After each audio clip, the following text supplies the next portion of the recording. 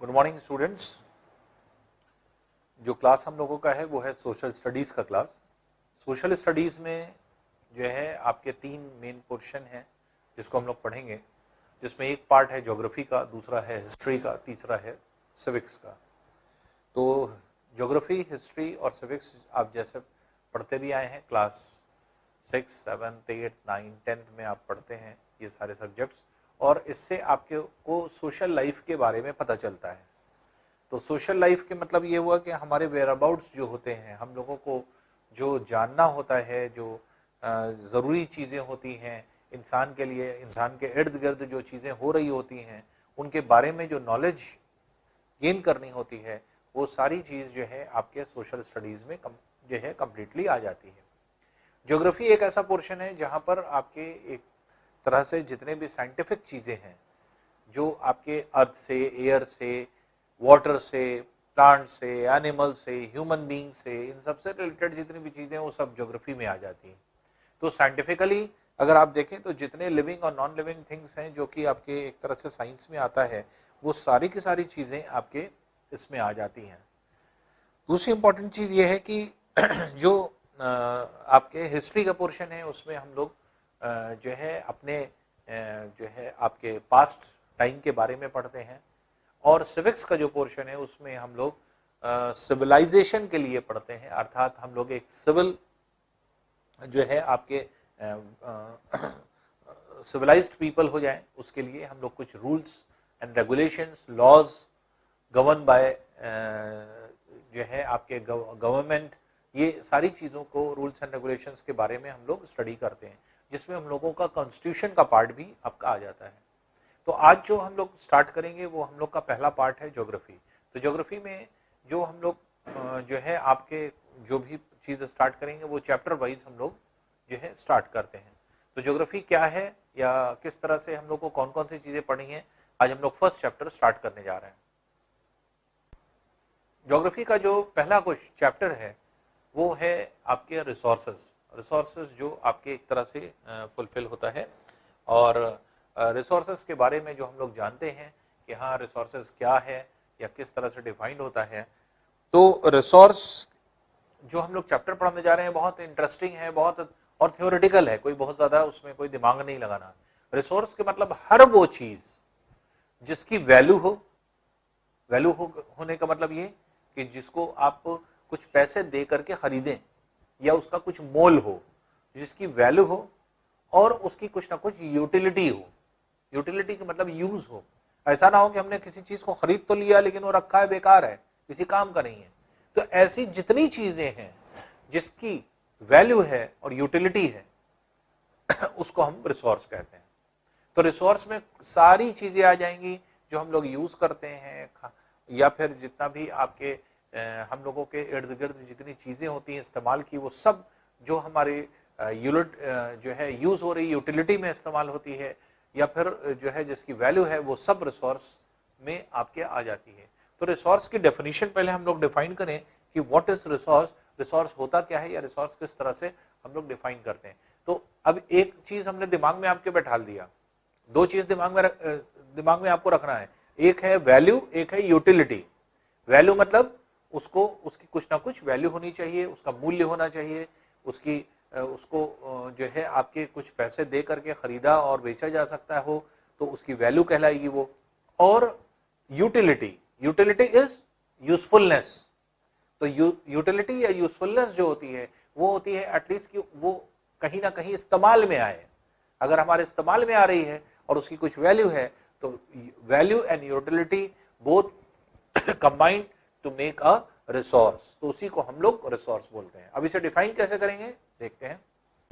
अब देखिए रिसोर्स क्या है, anything which has utility and value. देखिए पहले से हम डिफाइन कर चुके हैं, बस आपको देखना है कि हाँ आप लिखेंगे कैसे। एनीथिंग विच हैज यूटिलिटी मतलब जिसका कोई यूज हो, एंड वैल्यू उसका वैल्यू हो, and it is used to satisfy a need is a resource.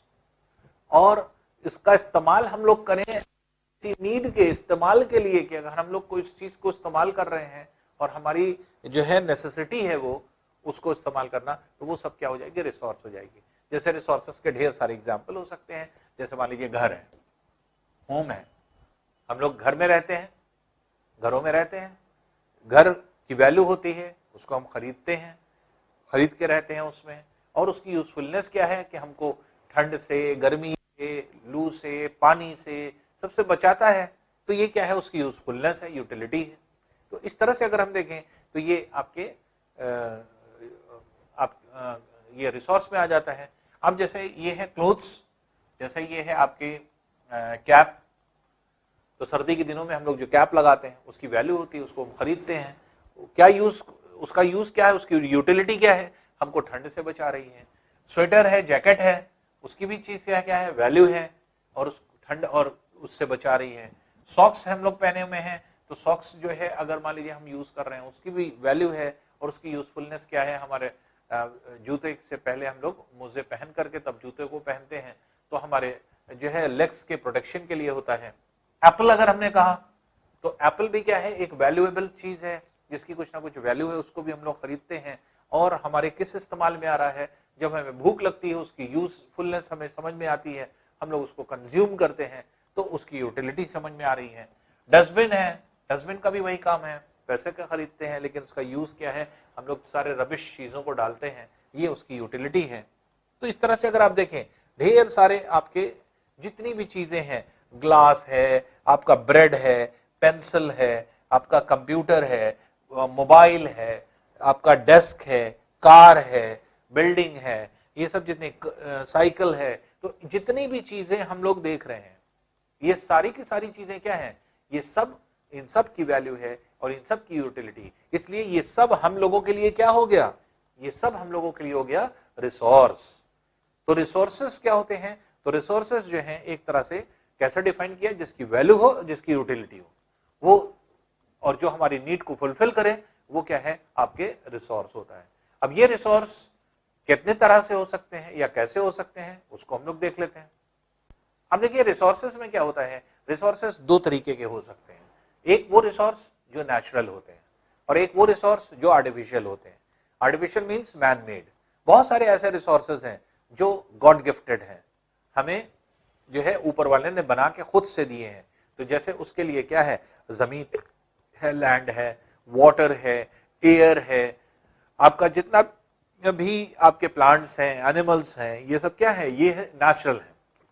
लेकिन कुछ चीजें ऐसी हैं जो ह्यूमन बींग्स ने खुद बनाई हैं अपने इस्तेमाल के लिए, उसकी वैल्यू भी है, उसका हम लोग इस्तेमाल भी करते हैं, वो आर्टिफिशियल हो जाते हैं। तो इस तरह से अगर हम लोग डिफाइन करें, तो सबसे पहली चीज आती है टाइप ऑफ रिसोर्सेज में, कि कैसे हम इसको टाइप को डिफाइन करें। तो पहला जो आपके होता है, वो होता है नेचुरल रिसोर्स।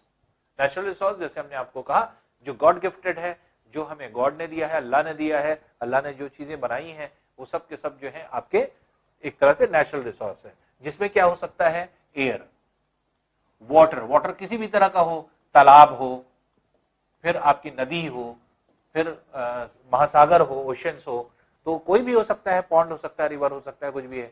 सॉइल है, मिट्टी है, जिसमें हम लोग जो है आपके पेड़ पौधे आपके लगाते हैं, हम लोग फल उगाते हैं, हम लोग क्रॉप्स उगाते हैं खाने के लिए। मिनरल्स होते हैं जो हम लोगों को मिलते हैं जमीन से, जैसे लोहा है, बाकी और ढेर सारी चीजें, एल्युमिनियम है, कॉपर है, इसका कितना इस्तेमाल हम लोग करते हैं, लकड़ी है, ये सारी चीजें जो हैं आपके एक तरह से इस्तेमाल होती हैं। ये सब जो है आपके एक तरह से नेचुरल चीजें। और नेचुरल में अगर हम लोग देखें तो आपके एक तरह से, दो तरह से हम नेचुरल स्टॉक को भी हम दो तरह से बांटेंगे। नेचुरल रिसोर्स में एक रिसोर्स होता है जिसको हम कहते हैं रिन्यूएबल रिसोर्स। अब ये रिन्यूएबल रिसोर्स क्या है, उसको देखते हैं। रिन्यूएबल रिसोर्स अगर हम लोग देखें तो रिन्यूएबल रिसोर्स क्या है, ऐसी रिसोर्स जिसे रिन्यू किया जाए। न्यू करने का मतलब नया किया जाए, रीन्यू मतलब फिर से नया कर दिया जाए, तो रिन्यू। तो रिन्यूएबल मतलब जिसको हम नया कर सकते हो, फिर से हम लोग इस्तेमाल कर सकते हो, बार बार इस्तेमाल कर सकते हो। तो ऐसी चीज जिसको हम बार बार इस्तेमाल कर रहे हैं, बार बार इस्तेमाल कर रहे हैं, लेकिन खत्म ही ना हो, इसका मतलब वो एंडलेस स्टॉक होता है, अनलिमिटेड स्टॉक जिनका है। जैसे एयर, एयर आप चाहे जितना यूज करिए, चाहे जितना ब्रीथ करिए, ऑक्सीजन क्या खत्म हो जाएगी एयर से? नहीं होगी, अनलिमिटेड स्टॉक है। पानी आप पीते रहिए पीते रहिए पीते रहिए, कितना पानी पिएंगे, कितना पानी इस्तेमाल करेंगे, क्या पानी खत्म हो जाएगा? नहीं खत्म होगा। तो ये क्या है, ये आपके एक तरह से अनलिमिटेड स्टॉक है। तो रिन्यूएबल रिसोर्सेज में क्या होता है, रिन्यू करने वाले या रिप्लेनिश्ड करना। रिप्लेनिश्ड मतलब फिर से बना देना, तो फिर से बनाने वाले या फिर से बन जाने वाले, जो फिर से बन जाते हैं, रिप्लेनिश्ड हो जाते हैं या रिन्यू कर दिया जाता है जिनको, वो सारे स्टॉक क्या है, अनलिमिटेड स्टॉक होते हैं। और उसका यूज आप जब तक अर्थ रहेगा तब तक ये रिन्यूएबल रिसोर्स रहते हैं, और ये अर्थ के रहने तक आपके हमेशा एग्जिस्ट करते रहेंगे, इनका स्टॉक कभी खत्म नहीं होगा, इसीलिए अनलिमिटेड स्टॉक में आते हैं। जैसे सोलर, सोलर रिसोर्स क्या है, सोलर मतलब सन की रेस जो आ रही है, सन की रेस को हम लोग जैसे भी इस्तेमाल करें, जैसे सोलर सेल हम लोग इस्तेमाल कर लेते हैं, सोलर कुकर है, तो ये सब हम लोग ने बना लिया। अब सूरज रोज निकलेगा, सोलर सेल रोज काम करेंगे, सूरज रोज निकलेगा, रोज जो है हम लोग सोलर कुकर को काम करेंगे उसमें। तो इसलिए ये रिसोर्स क्या है, इसमें कोई पैसा नहीं लग रहा है, लेकिन आप देख रहे हैं कि ये रिसोर्स क्या है, गॉड गिफ्टेड है। उसका मूल्य तो है, लेकिन वो मूल्य हम दे नहीं पा रहे हैं। वैल्यू तो बहुत ज्यादा है, लेकिन उस वैल्यू को क्या हम पे कर पाएंगे? नहीं कर पाएंगे। तो वैल्यूएबल रिसोर्स है, बहुत वैल्यू वाली रिसोर्स है, और जो है आपके एक तरह से हमारे यूज में आ रहा है। फिर आपका विंड है, जैसे विंड क्या है, विंड भी एक तरह से एयर, हमेशा जो moving air is known as wind. अगर एयर जो है मूव करती है एक जगह से दूसरी जगह, तो उसी को हम लोग कहते हैं विंड, पवन। तो विंड क्या है, जैसे सोलर से हम लोग ढेर सारी जो है आपकी एनर्जी लेते हैं, वो भी एक रिसोर्स हुआ। विंड एक जो है, जो मूविंग एयर जो होती है, उसी को हम लोग विंड कहते हैं। विंड जो है क्या वो खत्म हो जाएगी? कभी कभी नहीं खत्म होगी, हमेशा क्या है आपके इसको रिन्यू किया जा सकता है। तो जितना भी इस्तेमाल हम लोग करेंगे एयर का, फिर से एयर फॉर्म हो जाएगी, क्योंकि ये सब क्या है, ये साइक्लिक वे में है। सॉइल है, क्या मिट्टी आप कभी खत्म कर सकते हैं? अर्थ की सरफेस की कभी नहीं खत्म कर सकते। क्या फॉरेस्ट आप खत्म कर सकते हैं? नहीं खत्म कर सकते। जब तक अर्थ रहेगा तब तक फॉरेस्ट रहेगा। वेजिटेशंस क्या होते हैं? वनस्पतियां, पेड़ पौधे। पेड़ पौधे क्या आप खत्म कर सकते हैं? कभी नहीं खत्म कर सकते। जब तक अर्थ रहेगा तब तक जो है आपके एक तरह से वेजिटेशंस होंगे। तो ये सारे स्टॉक्स क्या हो जाते हैं, रिसोर्सेस क्या हो जाते हैं, ये नेचुरल रिसोर्स हैं जो कि रिन्यूएबल है। तो इसको रिन्यूएबल रिसोर्स में आपके रखा जाता है। अब नेचुरल रिसोर्स में दूसरा पार्ट क्या होता है तो नेचुरल, गॉड ने बनाया है, लेकिन उसको हम जो है आपके एक तरह से आप ये कह सकते हैं कि अर्थ के सरफेस पर ही बने हैं, वो ह्यूमन मेड नहीं है, हम लोगों ने नहीं बनाया, खुद से नेचर में बने हुए हैं, लेकिन उसका स्टॉक लिमिटेड है। उसको अगर हम खर्च करते रहेंगे तो एक टाइम ऐसा आएगा कि वो खत्म हो जाएगा। तो लिमिटेड स्टॉक जिनका होता है वो क्या है, नॉन रिन्यूएबल होते हैं। नॉन रिन्यूएबल मतलब जिनको रिन्यू ना किया जा सके, मतलब फौरन बन ना जाए। जैसे जमीन में कहीं कोयले की खानें होती है, माइंस होती है, कोल माइंस, वहां से कोयला निकालते हैं हम। अब कोयले की खानों में से सारा कोयला अगर हम निकाल लेंगे तो बचेगा क्या? एक स्टेज ऐसी होगी वहां से कोयला खत्म हो जाएगा। तो जितनी कोयले की खान है, अगर हम सब जगह से कोयला निकालते रहे तो एक स्टेज ऐसी आएगी ना कि कोयला खत्म हो जाएगा। तो इसलिए कोल हो गया, पेट्रोलियम हो गया। पेट्रोलियम ऐसा तो नहीं कि पेट्रोल बनता जा रहा है और निकलता जा रहा है। पेट्रोल का एक लिमिटेड स्टॉक है जो कि आपके कहीं पे मौजूद है, आप निकालते जा रहे हैं, एक टाइम ऐसा आएगा कि वो निकलना बंद हो जाएगा। क्यों? क्योंकि उसका स्टॉक खत्म होने लगेगा। जब स्टॉक खत्म होने लगेगा, वो नेचुरल गैस, जमीन से जो गैस निकलती है, वो भी गैस अंदर बनी हुई है, भरी हुई है पूरे में, और वही गैस आपके बाहर की तरफ निकल रही है। वो तब तक निकलती रहेगी जब तक अंदर स्टॉक मौजूद है। स्टॉक खत्म हो गया, गैस निकलना बंद हो जाएगी। तो ये क्या है, ये लिमिटेड स्टॉक है। तो इस तरह से अगर हम कहें तो नेचुरल रिसोर्सेज में भी आपके डिफरेंट टाइप ऑफ रिसोर्सेज होते हैं, जिसमें आपके एक तरह से रिन्यूएबल भी हो सकते हैं और नॉन रिन्यूएबल भी हो सकते हैं। रिन्यूएबल नेचुरल रिसोर्सेज में अगर हम देखें तो नेचुरल रिसोर्सेज में चाहे वो रिन्यूएबल हो या नॉन रिन्यूएबल, उसमें देखिए कुछ चीजें, जैसे एनिमल रिसोर्स, जैसे एनिमल जो है आपके एक तरह से वो रिसोर्स इसलिए हैं क्योंकि उनकी वैल्यू भी है और उनसे हमें कुछ लाभ भी होता है, कुछ यूजफुलनेस होती है, कुछ हम लोग यूज करते हैं उनको। क्रूड ऑयल, कच्चा तेल, जो तेल हम लोग निकालते हैं जमीन से, उसको जो है साफ करते हैं, साफ करके फिर उसी जो क्रूड ऑयल होता है, उस क्रूड ऑयल से ही पेट्रोल निकाला जाता है, डीजल निकाला जाता है, केरोसिन ऑयल निकाला जाता है, तो ये सारी चीज होती है, क्रूड ऑयल, तो ये क्या है, ये भी एक नेचुरल रिसोर्स है। फिर इसके बाद फॉरेस्ट रिसोर्स, फॉरेस्ट रिसोर्स में जितने भी फॉरेस्ट हैं, पेड़ पौधे हैं, तो उसमें एनिमल्स हैं, वो सब क्या है, फॉरेस्ट रिसोर्स में आते हैं। प्रेशियस मेटल्स और मिनरल्स, जितने भी मेटल्स और मिनरल्स हैं उनसे इंडस्ट्रीज डेवलप होती हैं, इंडस्ट्रीज लगती हैं, क्योंकि वहां पर उनका इस्तेमाल है, इसलिए जो है आपके प्रेशियस मेटल्स और मिनरल्स जो है आपके इस्तेमाल होते हैं। फिर वाटर रिसोर्सेस, वाटर रिसोर्सेस में चाहे वो पॉन्ड हो, लेक हो, रिवर हो, ओशंस हो, ये सारे जो आपके जो है रिसोर्सेज है, इन सब का इस्तेमाल है। जैसे आप देखते हैं तालाब, तालाब में ढेर सारे जो है आपके जो लिविंग थिंग्स होते हैं, जैसे एनिमल्स होती हैं, बर्ड्स होती हैं, इवन ह्यूमन बींग्स होते हैं, कितने काम उनको होते हैं उस पानी से, तो सब पानी पे कितना डिपेंडेंट होते हैं।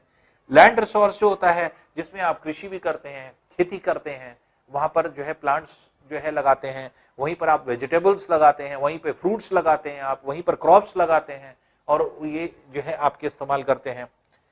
विंड पावर और सोलर पावर एनर्जी जो अभी हम लोग ने पढ़ा, वो भी आपके इसी जो है रिसोर्स में आती है। और नेचुरल गैस का यूज, ये सब क्या है, नेचुरल रिसोर्सेज में आपके आता है।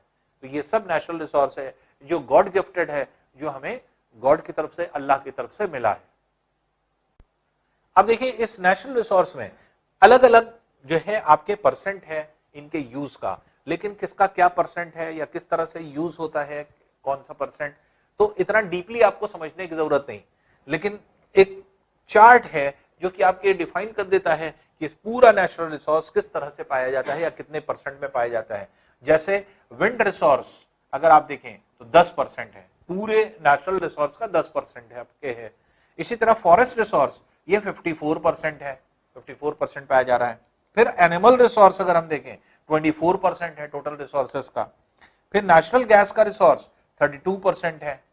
फिर इसी तरह से लैंड रिसोर्स जो है आपके 12% आके हो जाता है। फिर क्रूड ऑयल अगर हम कहें तो ये 8% हो जाता है। प्रेशियस मेटल्स और मिनरल्स कहें तो 6% हो जाता है। वाटर रिसोर्स अगर हम कहें 23% हो जाता है, और सोलर रिसोर्स अगर हम कहें तो 6% हो जाता है। तो ये सब कंबाइंड मिलकर के 100% रिसोर्स को बनाते हैं। तो नेचुरल रिसोर्स में ढेर सारी चीजें हैं जो ये सब मिल करके नेचुरल रिसोर्स को जो है आपके बनाती हैं, कंस्टिट्यूट करती हैं। अब देखिए पार्ट आता है renewable and non renewable energy sources. Renewable energy अभी हमने आपको बताया, रिन्यू के मतलब क्या होता है, बार बार आपको यूज करना, जो आप नेचर से एनर्जी को निकाल सकें और जो कभी ना खत्म हो, जिसका स्टॉक, वो सब रिन्यूएबल एनर्जी में आता है, तो जिसको हम लोग यूज कर भी रहे हैं। और दुनिया में बहुत सारी चीज जो है आपकी इस तरह की बन भी गई है कि हम लोग रिन्यूएबल सोर्सेस का इस्तेमाल कर रहे हैं, और नॉन रिन्यूएबल सोर्सेस का भी हम लोग इस्तेमाल करते हैं। तो अब रिन्यूएबल सोर्सेस में क्या होगा, तो रिन्यूएबल सोर्सेस में जैसे सन है, बायोमास है, बायोमास जो होता है, बायोमास एनर्जी जो आपकी होती है, जैसे सोलर एनर्जी है, तो सोलर एनर्जी से जो भी हीट आती है उस हीट का हम लोग यूज करते हैं। और सोलर सेल्स में सोलर सेल्स लगाते हैं, पैनल में होता है, पैनल में आपके छोटे छोटे सेल्स लगे होते हैं, वो सेल हीट को एब्जॉर्ब करते हैं, हीट को एब्जॉर्ब करके वो केमिकल एनर्जी में चेंज करते हैं, और उसी से करंट आती है और बैटरी चार्ज होती है। तो बैटरी चार्ज दिन भर आपके जो जितना भी सोलर सेल्स होते हैं वो बैटरी को चार्ज करते हैं, और वो जो बैटरी चार्ज हो गई, जैसे इन्वर्टर की बैटरी होती है, लाइट चली जाती है तो उस बैटरी से पूरे घर की लाइट चलती है, वो सेम उसी स्ट्रक्चर पे सोलर सेल्स काम करते हैं। दिन भर जो सोलर एनर्जी आती है उससे बैटरी चार्ज होती है, और जैसे ही आपको एनर्जी की जरूरत है वो आप उस बैटरी से निकाल सकते हैं, तो वो सोलर जो है आपके पैनल से मिलता है, तो सोलर सेल हो जाता है। बायोमास से जितने भी पेड़ पौधे हैं इनका जो है इस्तेमाल करके बायोमास एनर्जी, जैसे आप देखते हैं प्लांट होते हैं इसके, जैसे मान लीजिए आपके पत्तियां टूट के गिर जाती हैं, आपके पत्तियां जो है आपके सड़ रही हैं, गल रही हैं, वो सब उठा करके आपने डाला जो है, उसको जला दिया, जलाने से जो बायोगैस निकली, बायोगैस का यूज आप कर रहे हैं। तो बायोमास में क्या आ जाता है, जितने भी प्लांट्स हैं, प्लांट्स का यूज हम लोग कैसे करते हैं, तो चाहे वो बायोगैस के रूप में करें, बायोगैस के मतलब क्या हुआ, जो जितने भी आपके वेस्ट प्लांट्स होते हैं, टूटी हुई पत्तियां, बिखरी हुई पत्तियां, ये सब क्या है, ये सब इकट्ठा किया, हमारे लिए वेस्ट है, उसको डाल दिया कूड़े की तरह से, आग लगा दिया, उससे बायोगैस निकलती है, बायोगैस का हम लोग इस्तेमाल करते हैं। तो ये बायोमास होता है। हाइड्रो पावर एनर्जी, जैसे बड़े बड़े डैम बनाए जाते हैं, डैम से टरबाइन चलते हैं, टरबाइन जो है क्या करता है, जनरेटर को चलाता है, जनरेटर जो है आपके एक तरह से एनर्जी प्रोड्यूस करता है। तो हाइड्रो इलेक्ट्रिक एनर्जी में क्या होता है, बड़े बड़े आपने डैम्स देखे होंगे, डैम्स बनाए जाते हैं और उसी से जो है आपके एक तरह से टरबाइन चलाए जाते हैं। तो टरबाइंस जो चलते हैं उन्हीं के एक्सल पर बंधा होता है जनरेटर, जनरेटर चलता है और जनरेटर से हम लोग जो है बिजली को बनाते हैं। तो इसलिए हाइड्रो पावर एनर्जी होती है। जियोथर्मल एनर्जी, जियोथर्मल, जियो के मतलब होता है पृथ्वी, अर्थ। तो अर्थ के अंदर जो थर्मल एनर्जी है, थर्मल एनर्जी मतलब ऊष्मा है, एनर्जी, उसका इस्तेमाल, जैसे वॉल्केनोज जो अपने बाहर की तरफ निकलते हैं, उससे जो हीट निकलती है बाहर, उस हीट का इस्तेमाल हम लोग कर देते हैं। तो जियोथर्मल एनर्जी में कोई जरूरी नहीं कि वॉल्केनोज की बात करें, लेकिन वॉल्केनोज के आसपास के रीजन में पानी गर्म हो जाता है, जो अंडरग्राउंड वाटर होता है वो पानी गर्म हो जाता है। पानी जब गर्म हो जाता है तो वो गर्म पानी अपना रास्ता बनाता है, ऊपर की तरफ चला आता है, अपने आप बाहर की तरफ निकलने लगता है। तो इसको आगे चल करके आप पढ़ेंगे तो ये आपके हॉट स्प्रिंग्स कहलाते हैं। तो ये हॉट स्प्रिंग्स या इन्हीं को गेजर्स कहते हैं। तो गेजर्स या फिर हॉट स्प्रिंग्स जितने होते हैं ये क्या है, गर्म चश्मे जिनको कहा जाता है। तो अक्सर आप गए होंगे जैसे हिल स्टेशन पे घूमने, तो आपने देखा होगा गर्म पानी निकल रहा है, भाप निकल रही है उसमें। तो गर्म पानी के सोर्सेज होते हैं, इस तरह के स्रोत होते हैं, तो वो जो है जियोथर्मल एनर्जी में आते हैं। विंड एनर्जी, जिससे बड़े बड़े पंखे चलते हैं, तो जो आपके विंडमिल्स होती हैं, विंडमिल आपने देखी होगी, तो हवा जब चलती है तो विंडमिल को घुमाती है और विंडमिल से ही आपके एक तरह से जनरेटर मूव कराया जाता है और जनरेटर मूव करके एनर्जी जो है बनाई जाती है। तो ये सब क्या है, ये सब रिन्यूएबल एनर्जी में आता है, जहां पर हम एनर्जी को रिन्यू कर सकें। तो हम लोग एनर्जी रिन्यू कर लेते हैं, इसलिए रिन्यूएबल एनर्जी में आपके ये सारी चीज जो है आती है। नॉन रिन्यूएबल एनर्जी में, जिसको हम रिन्यू नहीं कर सकते लेकिन इस्तेमाल करते हैं, जैसे ऑयल, जितना भी तेल हम लोग निकालते हैं उसका इस्तेमाल करते हैं, पेट्रोल है, डीजल है, केरोसिन ऑयल है, ये क्या है, आपके स्टॉक है। इस स्टॉक को हम लोग निकाल रहे हैं, यूज कर रहे हैं, गाड़ियों में यूज कर रहे हैं, इंडस्ट्रीज में यूज कर रहे हैं, घरों में यूज कर रहे हैं, जहां जहां हमें इस्तेमाल करना है वहां वहां यूज कर रहे हैं। तो डिफरेंट तरीके से आपके इसका इस्तेमाल किया जा रहा है। उसी तरह से कोयला, कोयले का हम लोग इस्तेमाल कर रहे हैं। वो पहले जो है आपके बहुत ज्यादा जो है आपके स्टीम इंजन चलता था, ये आपके जो ट्रेन के इंजन होते हैं तो ये पहले कोयल इंजन होते थे, कोयला डाल करके ही ज्यादातर चलते थे। अब वो ज्यादातर सब क्या हो गए, आपके एक तरह से डीजल इंजन में कन्वर्ट हो गए, वो डीजल इंजन में कन्वर्ट हो गए। लेकिन कोयले का आज भी इस्तेमाल होता है, कोयल इंडस्ट्रीज में आपके इस्तेमाल होता है। आयरन की जितनी भी आयरन एंड ओर इंडस्ट्रीज जितनी होती हैं, लोहा बनाने वाली या फिर जितने भी इस तरह के मेटल्स की इंडस्ट्री होती है, वहां पर हीट की जरूरत होती है। तो इसलिए हीट कैसे मिलती है, कोयले से मिलती है। तो कोयले का इस्तेमाल इंडस्ट्रीज में सबसे ज्यादा है। घरों में तो अब बहुत लिमिटेड हो गया, ना के बराबर हो गया, घरों में उसका इस्तेमाल नहीं होता, लेकिन कोयले का बहुत ज्यादा यूज जो है आपके इंडस्ट्रीज में होता है। तो कोयले का इस्तेमाल हम लोग करते हैं। फिर न्यूक्लियर एनर्जी, न्यूक्लियस आप जानते हैं, प्रोटॉन, न्यूट्रॉन, इलेक्ट्रॉन, ये एटम का पार्ट है। और एटम के बीचों बीच जहां पर सबसे ज्यादा जो है आपके एक तरह से क्लस्टरिंग होती है, झुंड होता है, जहां पे प्रोटॉन और न्यूट्रॉन रहते हैं, उसको हम लोग न्यूक्लियस कहते हैं। तो उसके अंदर भी वो न्यूक्लियस क्या करता है, प्रोटॉन न्यूट्रॉन को बांधे होता है और इलेक्ट्रॉन्स के चारों तरफ चक्कर लगा रहते हैं। तो ये बाइंडिंग एनर्जी जो होती है, इसी को न्यूक्लियर एनर्जी कहते हैं। अगर बाइंडिंग एनर्जी मतलब जो पकड़े हुए एनर्जी, अब इसमें प्रोटॉन न्यूट्रॉन को अगर हम अलग कर दें तो उसी से एनर्जी निकलती, तो बाइंडिंग एनर्जी टूट जाती है। तो जब बाइंडिंग एनर्जी टूट जाती है उसी से एनर्जी निकलती, तो इसी को न्यूक्लियर एनर्जी कहते हैं। तो न्यूक्लियर एनर्जी, न्यूक्लियर बॉम्ब हम लोग इस्तेमाल करते हैं, न्यूक्लियर जो है वेपन्स का इस्तेमाल किया जाता है। न्यूक्लियर आपके कितनी जो है हम लोगों ने जो है डेवलपमेंट कर दिया, न्यूक्लियर पावर प्लांट हो गए हैं, जहां से न्यूक्लियर पावर प्लांट, न्यूक्लियर जो है आपके पावर्स को यूज करके हम इलेक्ट्रिसिटी प्रोड्यूस कर रहे हैं। तो इस तरह से बहुत सारी चीज होती है। नेचुरल गैसेस, जमीन, दलदल जमीन जहां होती है वहां से नेचुरल गैस खुद ब खुद निकलती रहती है, उसको हम लोग एक्सट्रैक्ट करते हैं, निकालते हैं और निकालने के बाद फिर उसका इस्तेमाल करते हैं। ये सब क्या है, ये लिमिटेड रिसोर्सेज है, जो रिसोर्सेज खत्म हो जाएंगे। जैसे नॉन रिन्यूएबल रिसोर्सेज, ये जो नॉन रिन्यूएबल एनर्जी है ये क्या है, विल रन आउट, खत्म हो जाएगी। और जो रिन्यूएबल एनर्जी है, दैट इज रिन्यूएबल रिसोर्सेज जो है, विल नॉट रन आउट, फिर ये जो है आपके कभी नहीं खत्म होगी, ये हमेशा यूज में आती रहेगी, ये हमेशा हम लोग उसका इस्तेमाल करते रहेंगे। तो इस तरह से अगर हम लोग देखें तो रिन्यूएबल और नॉन रिन्यूएबल दो एनर्जी सोर्सेस होते हैं हमारे लिए, और जिसका इस्तेमाल हम सब लोग करते हैं। ऑल ओवर द वर्ल्ड इस चीज को इस्तेमाल किया जा रहा है, लेकिन जितनी डेवलप कंट्रीज हैं अब वो नॉन रिन्यूएबल सोर्सेज नहीं बल्कि रिन्यूएबल सोर्सेज की तरफ ध्यान दे रही हैं। वजह यह है कि ये नेचर में मौजूद है, इसमें कुछ पैसे बहुत कम लगने हैं, स्टॉक यहाँ पर अनलिमिटेड है, यहाँ पर क्या है, यहाँ पे हर चीज निकालने के लिए पैसे की जरूरत है और लिमिटेड स्टॉक है जो कि खत्म हो जाएगा। इसलिए जितनी डेवलप्ड कंट्रीज हैं उनके पास ये एनर्जी है, और जो आपके डेवलपिंग या अनडेवलप्ड कंट्री हैं वो इनके ऊपर बेस्ड है अभी भी। अब देखिए होता है ह्यूमन रिसोर्स। ह्यूमन रिसोर्स मतलब ऐसी रिसोर्स जो ह्यूमन पर डिपेंडेंट है, जो हम लोग लिविंग बींग्स जिसे आपके ह्यूमन बींग्स होते हैं, तो ह्यूमन बींग्स क्या क्या कर सकता है, उसके पास कौन कौन सा रिसोर्स है।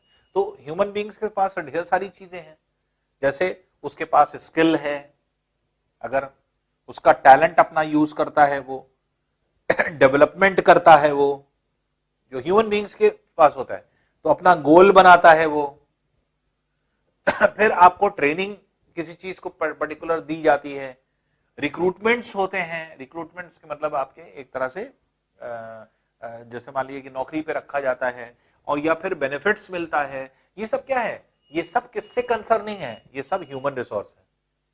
क्योंकि स्किल है ये कौन पहचानेगा, ये ह्यूमन बींग्स के थ्रू ही है। टैलेंट कितना है किसी आदमी में वो कैसे पता चलेगा, वो ह्यूमन रिसोर्स से ही पता चलेगा।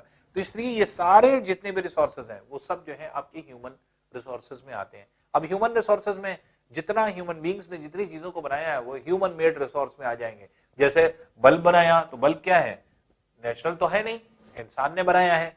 ट्रेन बनाया है, इंसान ने बनाया है। ब्रिज बनाया है, इंसान ने बनाया है। कोई भी इंस्ट्रूमेंट बना रहा है, जो भी आपके गिटार है, तबला है, ये क्या है, ये सब जो है आपके ह्यूमन बींग का बनाया हुआ है। मोटरसाइकिल है वो ह्यूमन बींग्स बना रहा है। कंप्यूटर है, कपड़ा है, आपके टेलीविजन है, शिप्स हैं बड़ी बड़ी, ये कौन बना रहा है, ये सब ह्यूमन बींग्स बना रहे हैं।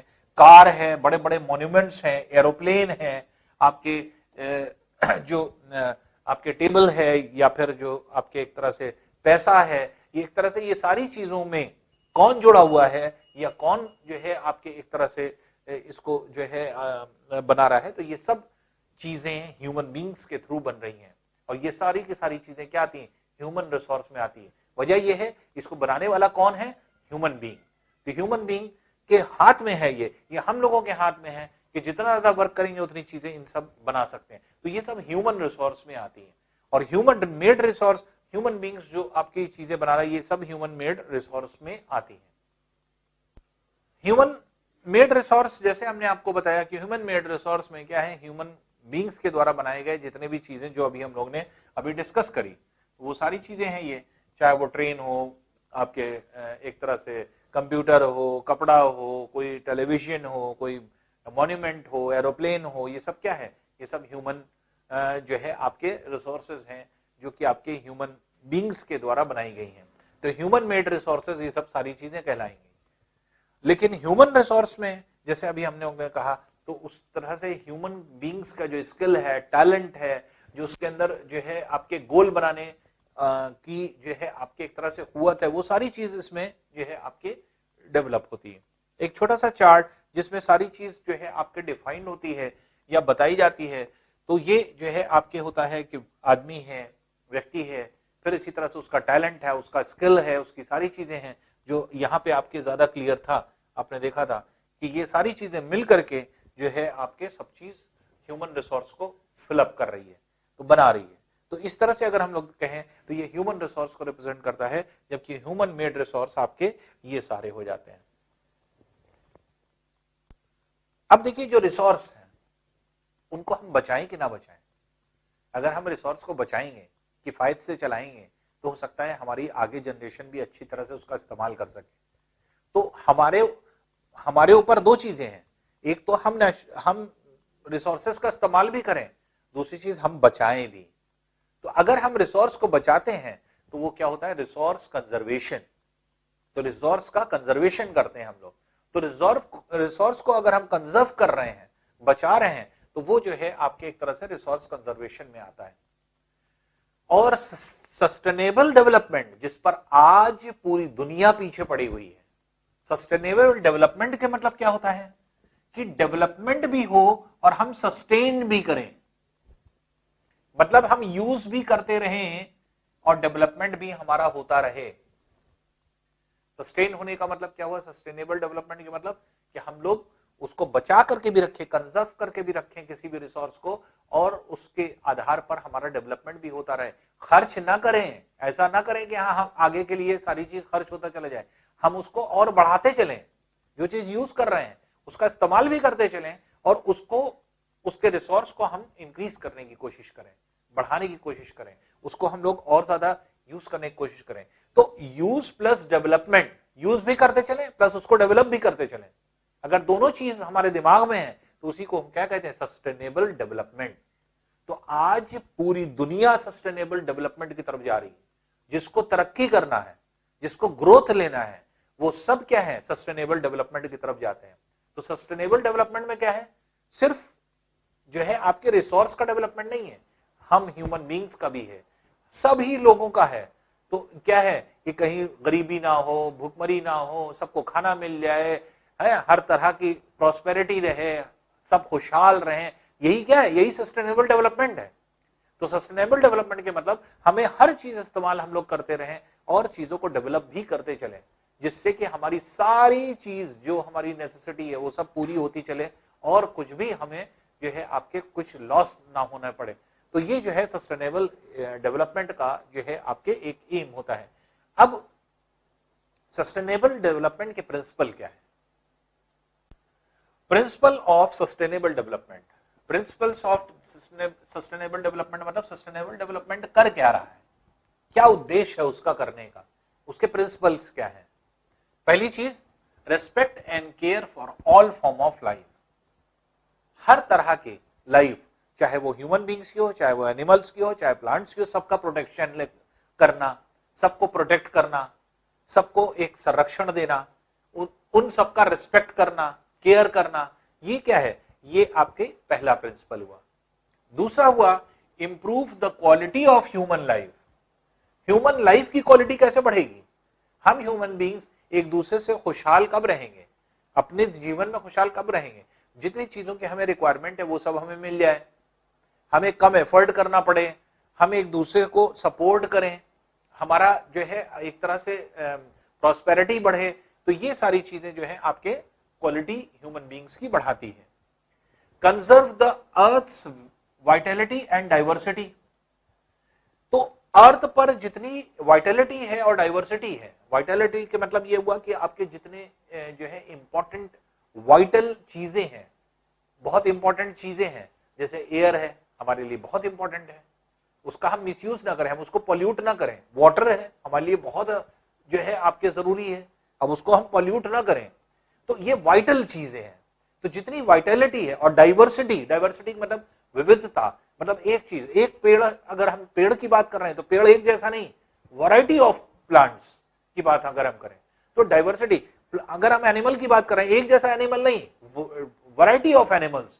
तो डाइवर्सिटी की बात अगर हम करें और वाइटलिटी की बात करें तो दोनों ही जो है इसको कंजर्व रखना है, मतलब हमें बचा के रखना है। तो जितनी इंपॉर्टेंट चीजें हैं उनको कंजर्व करके रखना है, बचा करके रखना है कि वो खत्म ना हो जाए या किसी तरह से वो नष्ट ना हो, डिस्ट्रॉय ना हो, तो उनको हम लोग बचा करके रखें। फिर minimise the depletion of natural resources. Deplete करने का मतलब क्या होता है?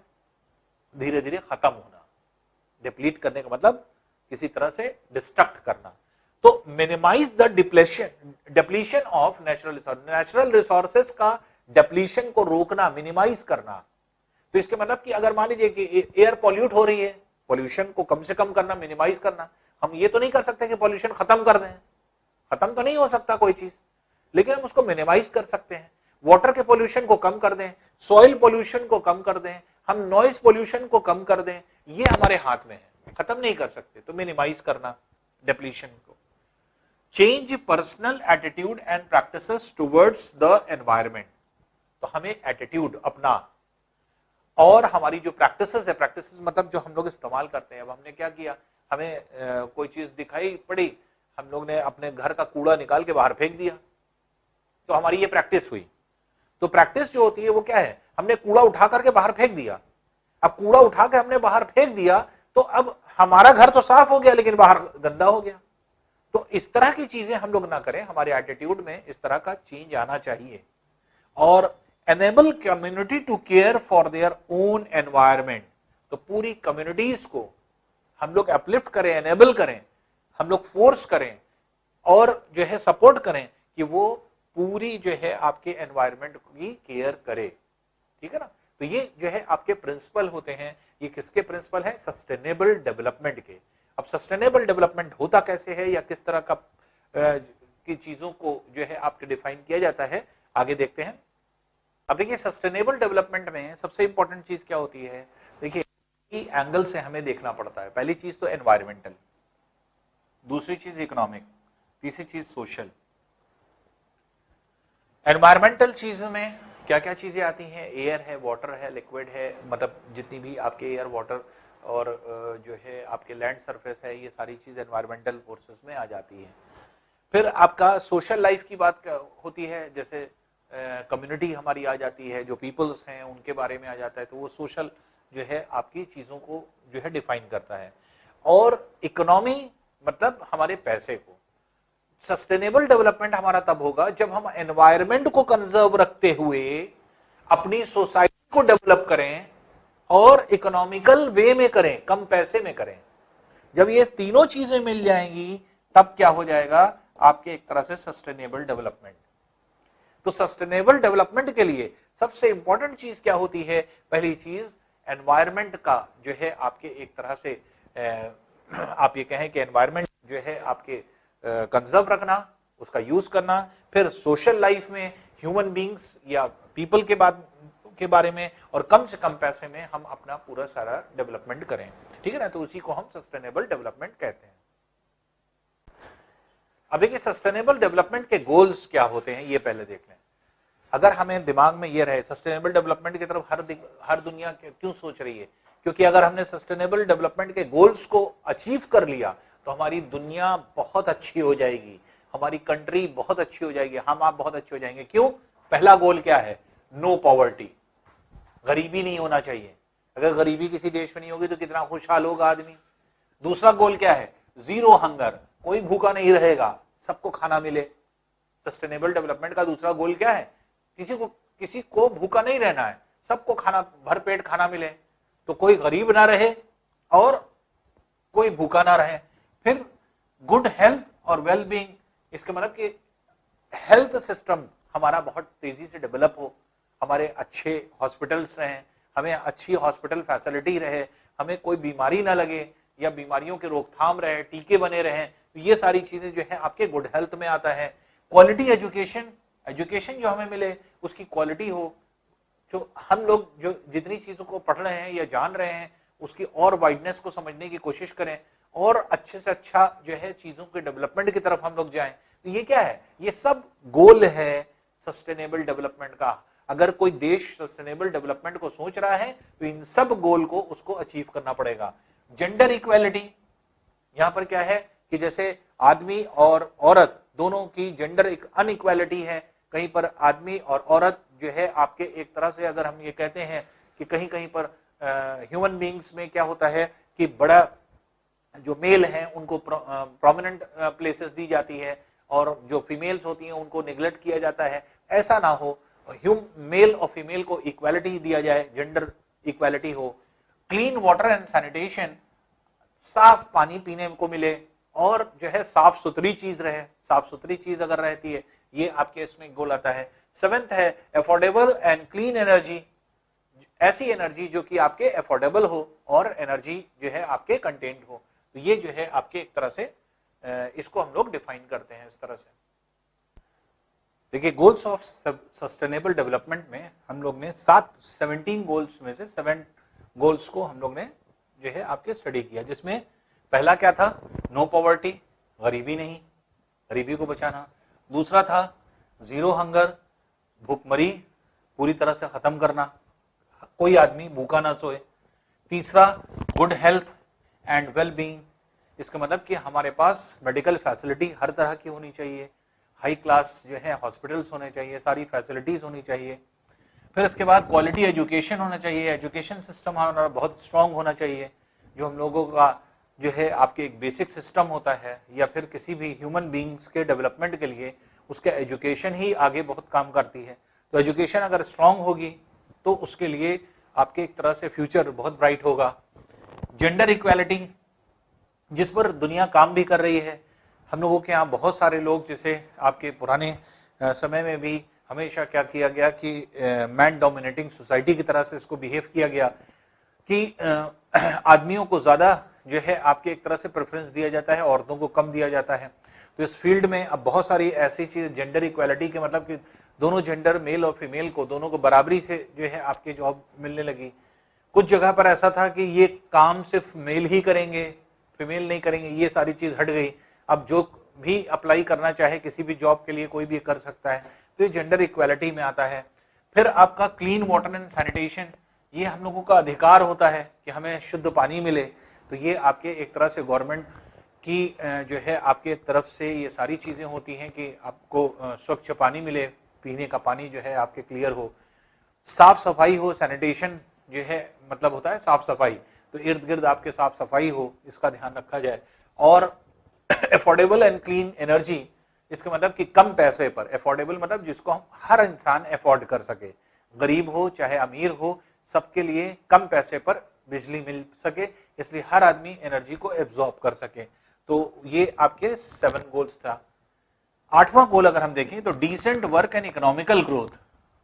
किसी भी वर्क को जो है आपके एक तरह से जो वर्क का कल्चर है उस कल्चर में रह करके उस वर्क का प्रोग्रेस करना, और किसी भी चीज का जो है आपके ये कहा जाए कि कोई भी वर्क अगर आप कर रहे हैं और उसका जो तरीका है करने का वो अगर आपने अच्छे से पकड़ लिया तो आप गोल को अचीव कर सकते हैं। तो इससे क्या होती है कि अगर हम प्रॉपर वे में वर्क करते हैं तो हमारी बहुत सारी चीजों की बचत हो जाती है, जिसमें टाइम के साथ साथ पैसे की भी बचत होती है, और कोई भी काम हमारा बहुत कम पैसे में हो जाता है, इकोनॉमिकल हो जाता है। तो एक तरह से अगर आप सही वे में किसी काम को कर रहे हैं तो इकोनॉमिकल ग्रोथ की तरफ हम जा रहे हैं। तो वही चीज यहाँ पे बताई गई कि डिसेंट वर्क अगर हम करते हैं तो इकोनॉमिकल ग्रोथ की प्रोग्रेस होती है। फिर इंडस्ट्री, इनोवेशन एंड इंफ्रास्ट्रक्चर, इस पर काम होना। इंडस्ट्री, नए नए उद्योग लगना, इंडस्ट्रीज का डेवलपमेंट होना, इंडस्ट्रीज डेवलप होगी, लोगों को रोजगार मिलेगा, एम्प्लॉयमेंट मिलेगा, लोगों की लिविंग स्टैंडर्ड बढ़ेगा। तो ये जो है आपके बहुत इंपॉर्टेंट चीज हो जाती है इंडस्ट्री का डेवलपमेंट। इनोवेशन, नई नई चीजों का इजाद होना। ऐसा नहीं कि हम ट्रेडिशनली हर चीज हम पुरानी जमाने की जैसे चीज चली आ रही है वैसे हम लोग यूज करें। आप देख रहे हैं day by day technology change हो रही है, और जैसे जैसे टेक्नोलॉजी चेंज हो रही है हमारे वर्क कल्चर भी चेंज होता चला जा रहा है। हमारा जो वर्क की स्पीड है, एफिशिएंसी है, वो बहुत तेजी से बढ़ रही है। काम हम लोग ज्यादा से ज्यादा कर पा रहे हैं कम से कम टाइम में, तो ये ड्यू टू न्यू इनोवेशंस। उसी तरह से इंफ्रास्ट्रक्चर में डेवलपमेंट, इंफ्रास्ट्रक्चर में डेवलपमेंट अगर हम कहें तो इंफ्रास्ट्रक्चर में डेवलपमेंट का मतलब ये कि जो भी हमारे इंफ्रा है, इंफ्रास्ट्रक्चर के मतलब ये है कि जैसे मान लीजिए जो हमारी हॉस्पिटल है, स्कूल है, बाकी ऑफिशियल बिल्डिंग्स हैं, ये हमारी इंफ्रा चीजें होती हैं। इसका कैसे डेवलपमेंट करें? इलेक्ट्रिसिटी बोर्ड है, जैसे मान लीजिए कि आपके जो इलेक्ट्रिसिटी है, जहां से बिजली आ रही है, जहां से पानी आ रहा है, ये सब हमारे इंफ्रा है। इनको किस तरह से डेवलप किया जाए, इनको कैसे ग्रोथ मिले, इनको और बेहतर कैसे बनाया जाए, तो इस पर अगर हम जो है आपके इस गोल को अचीव करने की कोशिश करें। फिर है रिड्यूस्ड इनइक्वालिटीज। इनइक्वालिटीज मतलब जो आपके इनइक्वालिटी फैली हुई है पूरे सोशल जो है आपके लाइफ में। इनइक्वालिटी मींस जैसे मान लीजिए हम कहीं पर धर्म को वरीयता दे देते हैं, रिलीजन को, कि नहीं ये काम ये रिलीजन का लोग ही करेंगे, ये नहीं करेंगे, या ये काम इन्हीं के लिए बना है, आपके लिए नहीं बना है, या जो है हमने अपने मन में ये बना रखा है कि हाँ जो है आपके फलाने को रिजर्वेशन देना है, इनको रिजर्वेशन नहीं देना है। तो ये क्या है, ये एक तरह की हमारी एक माइंड में चीजें बन चुकी हैं, और जिसकी वजह से जो है हम लोग इनइक्वालिटीज की तरफ हैं। सबको इक्वल अपॉर्चुनिटी मिले, पढ़ाई का जरिया एक जैसा मिले, गरीब अमीर ना दे, जो है आपके देखा जाए ऐसा स्कूल बनाया जाए कि जहां पे गरीब अमीर एक जगह पे पढ़े, ऐसा ना हो कि बहुत अच्छे स्कूलों में जहां फीस ज्यादा है वहां अमीर लोग पढ़ रहे हैं, जहां गरीब लोग हैं, जहां पे आपके पैसा नहीं अफोर्ड कर पा रहे हैं, वहां पे अच्छे स्कूल ना हो। तो स्कूल का स्टैंडर्ड इस तरह से बढ़े, और ये गवर्नमेंट सेक्टर में हो, पब्लिक सेक्टर में हो, कि गवर्नमेंट सेक्टर में अगर रहेगा या पब्लिक सेक्टर में अगर हम डेवलपमेंट करेंगे तो हमारे स्कूल्स भी इतने अच्छे होंगे कि वहीं पर आपके अच्छे जो है अमीर लोगों के भी बच्चे पढ़ने आएंगे, गरीब लोगों के भी बच्चे पढ़ने आएंगे, और इक्वालिटी अपने आप आ जाएगी। तो हर तरह की इनइक्वालिटीज को हटाना, ये जो है हम लोगों का गोल होगा। नेक्स्ट है देखिए सस्टेनेबल सिटीज एंड कम्युनिटीज।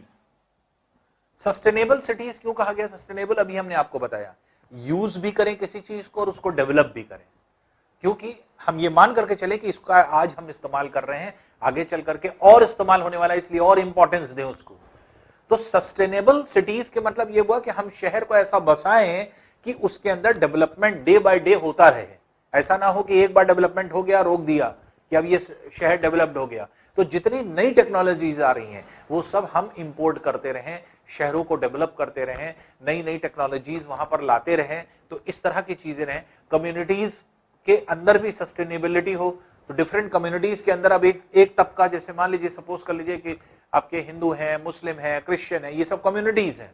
तो अब जैसे मान लीजिए हिंदू कहेगा कि हम ये नहीं करेंगे, मुस्लिम कहेगा हम ये नहीं करेंगे, क्रिश्चियन कहेगा हम ये नहीं करेंगे, नहीं, इन सब का ओवरऑल डेवलपमेंट हो, एक तरह से डेवलपमेंट हो। हम ये इनका कम्युनिटीज का नाम ही ना लें पर्टिकुलर, और इन कम्युनिटीज को अपने आप इक्वल जो है इक्वालिटी दे करके इनको डेवलपमेंट इनका किया जाए। फिर 12th गोल हमारा है ये responsible consumption and production. Responsible जो है आपके कंजम्पशन एंड प्रोडक्शन के मतलब क्या हुआ? भाई जितनी हमें जरूरत है उतनी ही चीजों को हम कंज्यूम करें, एक्स्ट्रा ना, वेस्ट ना करें, वेस्टेज को बचाएं। और अगर हम कंज्यूम जितना करेंगे तो हमें यह पता रहेगा कि हाँ हमारी डिमांड कितनी है। जब डिमांड कितनी है तो उसी हिसाब से हम प्रोडक्शन करेंगे। कभी कभी क्या हो जाता है, जो डिमांड है वो बहुत कम है और कंपनी ढेर सारा प्रोडक्शन करके बैठ जाती है, एक्स्ट्रा प्रोडक्शन। कभी कभी किसी चीज की डिमांड बहुत ज्यादा होती है और हम लोग जो है प्रोडक्शन बहुत कम कर पाते हैं। जैसे अभी देखिए कोविड में बहुत सारी ऐसी मेडिसिन थी जिसका जो है डिमांड बहुत तेजी से बढ़ी, लेकिन प्रोडक्शन नहीं हो पा रहा था। जब प्रोडक्शन नहीं हो पा रहा था तो उसका क्या हो गया कि ब्लैक मार्केटिंग होने लगी, उसकी कॉस्ट बढ़ गई। तो जो चीज जो है आपके 50 रुपए की थी वो 500 रुपए में बिक रही थी, जो आपके 1000 रुपए की चीज है वो 20,000 रुपए की चीज बिक रही थी। तो इस तरह से लोग जो है आपके ब्लैक मार्केटिंग करने लगते हैं। अगर प्रोडक्शन डिमांड से कम प्रोडक्शन होता है तो हमें जो है इसको कोऑर्डिनेट करना पड़ेगा कि हम वेस्टेज को कम करें, हमारा कंजम्पशन की तरफ ध्यान हो, और दूसरी चीज हमारा प्रोडक्शन भी उसी वे में हो, ना ज्यादा हो ना कम हो, तो जिसकी वजह से हम इसको जो है आपके एक तरह से एक सही प्रॉपर वे में चीजों को ले सकें। फिर देखिए 13th गोल है climate action. Day by day climate change हो रहा है। क्लाइमेट चेंज में जैसे आपने देखा कि हम लोगों के यहाँ पॉल्यूशन पहले बढ़ा, पॉल्यूशन के बाद फिर ग्लोबल वार्मिंग आई, ग्लोबल डिमिंग आई। तो ग्लोबल वार्मिंग, ग्लोबल डिमिंग, ये सारी चीजें जो है बहुत तेजी से एक्सपैंड करती चली गई और ये जो है ये अर्थ के सरफेस पर असर डालने लगी, तरह के तूफान उठने लगे। आपके मॉनसून था वो आपके एक तरह से इम्प्रॉपर वे में चलने लगा, जो जिसका जो है आपके टाइम फिक्स था कि इस डेट को यहां पर मॉनसून यहां तक पहुंचेगा, वापस जाने का टाइम फिक्स था। लेकिन अब क्या है, ये सब क्या है, अनसर्टेन हो गया, अनसर्टेन क्लाइमेट चेंज होने लगा। तो क्लाइमेट चेंज जो आपके हो रहा है उस पर थोड़ा सा नजर रखना, क्यों हो रहा है, हम लोग ने क्या किया है ऐसा जिसकी वजह से आपके क्लाइमेटिकल चेंज हो रहा है। तो क्लाइमेटिकल चेंज इस तरह का ना हो और हम लोग इसको अच्छे से जो है प्रॉपरली अपने अर्थ को प्रिजर्व कर सकें, अच्छी तरह से बचा सकें और जो है आपके अर्थ पर सस्टेनेबल डेवलपमेंट कर सकें। तो उसके लिए जो है आपके क्लाइमेट का एक्शन को रोकना है।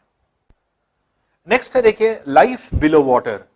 हमें उसका भी ध्यान रखना पड़ेगा कि जो भी एक्वेटिक एनिमल्स हैं, समुद्र में, जल में, नदियों में, तालाब में, झील में रहने वाले जितने भी जीव हैं, जो आपके जो है आपके एक तरह से मछलियां हैं या फिर जितने भी इस तरह के क्रीचर्स हैं, तो सी क्रीचर्स जितने होते हैं या वाटर क्रीचर्स जितने होते हैं या एक्वेटिक एनिमल्स जिनको कहा जाता है, उनको प्रिजर्व करना। अगर हम वाटर को पॉल्यूट करते रहेंगे तो मछलियां मरती चली जाएंगी। हम वाटर को पोल्यूट करेंगे तो और जितने भी क्रीचर्स होंगे उन पर इफेक्ट पड़ेगा, उनकी डेवलपमेंट पर असर पड़ेगा, उनकी ग्रोथ नहीं होगी। हो सकता है कितने ऐसे हैं कि पोल्यूटेड वाटर की वजह से मर जाएं। ये सारी चीजें जो हैं आपके, आप देखेंगे कि हम लोगों को देखना पड़ेगा। तो इसको कैसे देखना पड़ेगा? जो वाटर का सोर्स है ये क्या है? आपकी नदियां हैं। तो ये क्या है? आपके पहाड़ों से निकलती हैं नदियां और वो पहुंचती हैं समुद्र में। तो नदियां जो बह रही हैं वो हम पॉल्यूट ना करें, क्योंकि अगर वो पॉल्यूट करेंगे तो सी पॉल्यूट हो जाएगा। सी पॉल्यूट हो जाएगा तो नदियों के साथ साथ सी पॉल्यूटेड है तो हमारे जो क्रीचर्स हैं, वाटर क्रीचर्स, वो सब अफेक्टेड होंगे, चाहे वो कहीं पर भी हो। इसलिए उनकी तरफ भी हमें ध्यान रखना है और एक्वेटिक एनिमल्स को बहुत प्रिजर्व करना है, बहुत बचाना है। बहुत सारी स्पीशीज ऐसी हैं जो धीरे धीरे करके अपने आप मरती चली जा रही हैं, खत्म होती चली जा रही हैं। इनको आगे चल करके आप पढ़ेंगे, अभी तो आप छोटे क्लास में हैं। इनको कहा जाता है एंडेंजर्ड स्पीशीज। तो एंडेंजर्ड स्पीशीज मतलब कि वो स्पीशीज जो डेंजर जोन में है, जो खत्म हो रही हैं, जो एक समय ऐसा आएगा कि वो खत्म हो जाएंगे, लुप्त हो जाएंगे। तो उसी तरह से जो है आपके उनको बचाना, ये मेन मकसद होता है आपके लाइफ बिलो वाटर गोल का। नेक्स्ट है देखिए लाइफ ऑन लैंड। अर्थ के ऊपर जो है लाइफ, उस लाइफ में क्या है? पेड़ पौधे हो गए, जितने भी एनिमल्स हो गए उनको देखना है, जितने भी बर्ड्स हो गए उनको देखना है, जितने ह्यूमन बींग्स हैं, हम लोग हैं, ये सारे लाइफ ऑन लैंड है। तो इन सभी लाइफ को बचाना, ये पूरी तरह से इनको एडुकेट जो है, आपके फूड मिलता रहे, प्रॉपर जो है आपके एक तरह से फूड फैसिलिटी हो, आपको किसी भी तरह की कोई जो है आपके एक तरह से फूड का जो है आपके कमी ना हो। दूसरी चीज, हर एक चीज जो है आपके एक ऐसी जगह पर जहां ये लाइफ एग्जिस्ट कर रही है वहां पे किसी भी तरह का कोई पोल्यूशन ना हो। तो ये सारी चीजों को आपको देखना है लाइफ ऑन लैंड पे।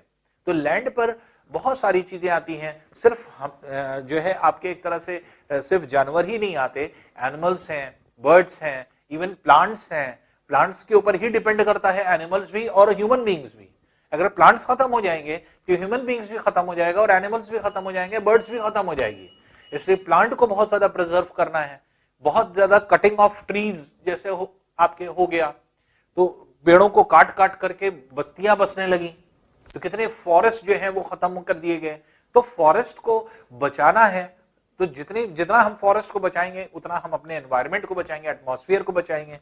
तो ये जो है आपके लाइफ ऑन लैंड में हमें देखना है। फिर नेक्स्ट देखिए गोल हम लोगों का है peace, justice and strong institution. Peace के मतलब खुशहाली, एक तरह से पीस मतलब होता है आपके यहां पर जो सेंस लिया गया है वो ये है कि आपके एक तरह से आपस में अमन बना रहे, शांति बनी रहे। तो ये अमन कैसी? जहां पर हम लोग किसी छोटी छोटी बात को लेके क्वारल ना करें, लड़ाई ना करें। तो यहां पर क्या है? यहां पीस का मतलब यह है कि हर एक चीज कूल एंड काम रहे।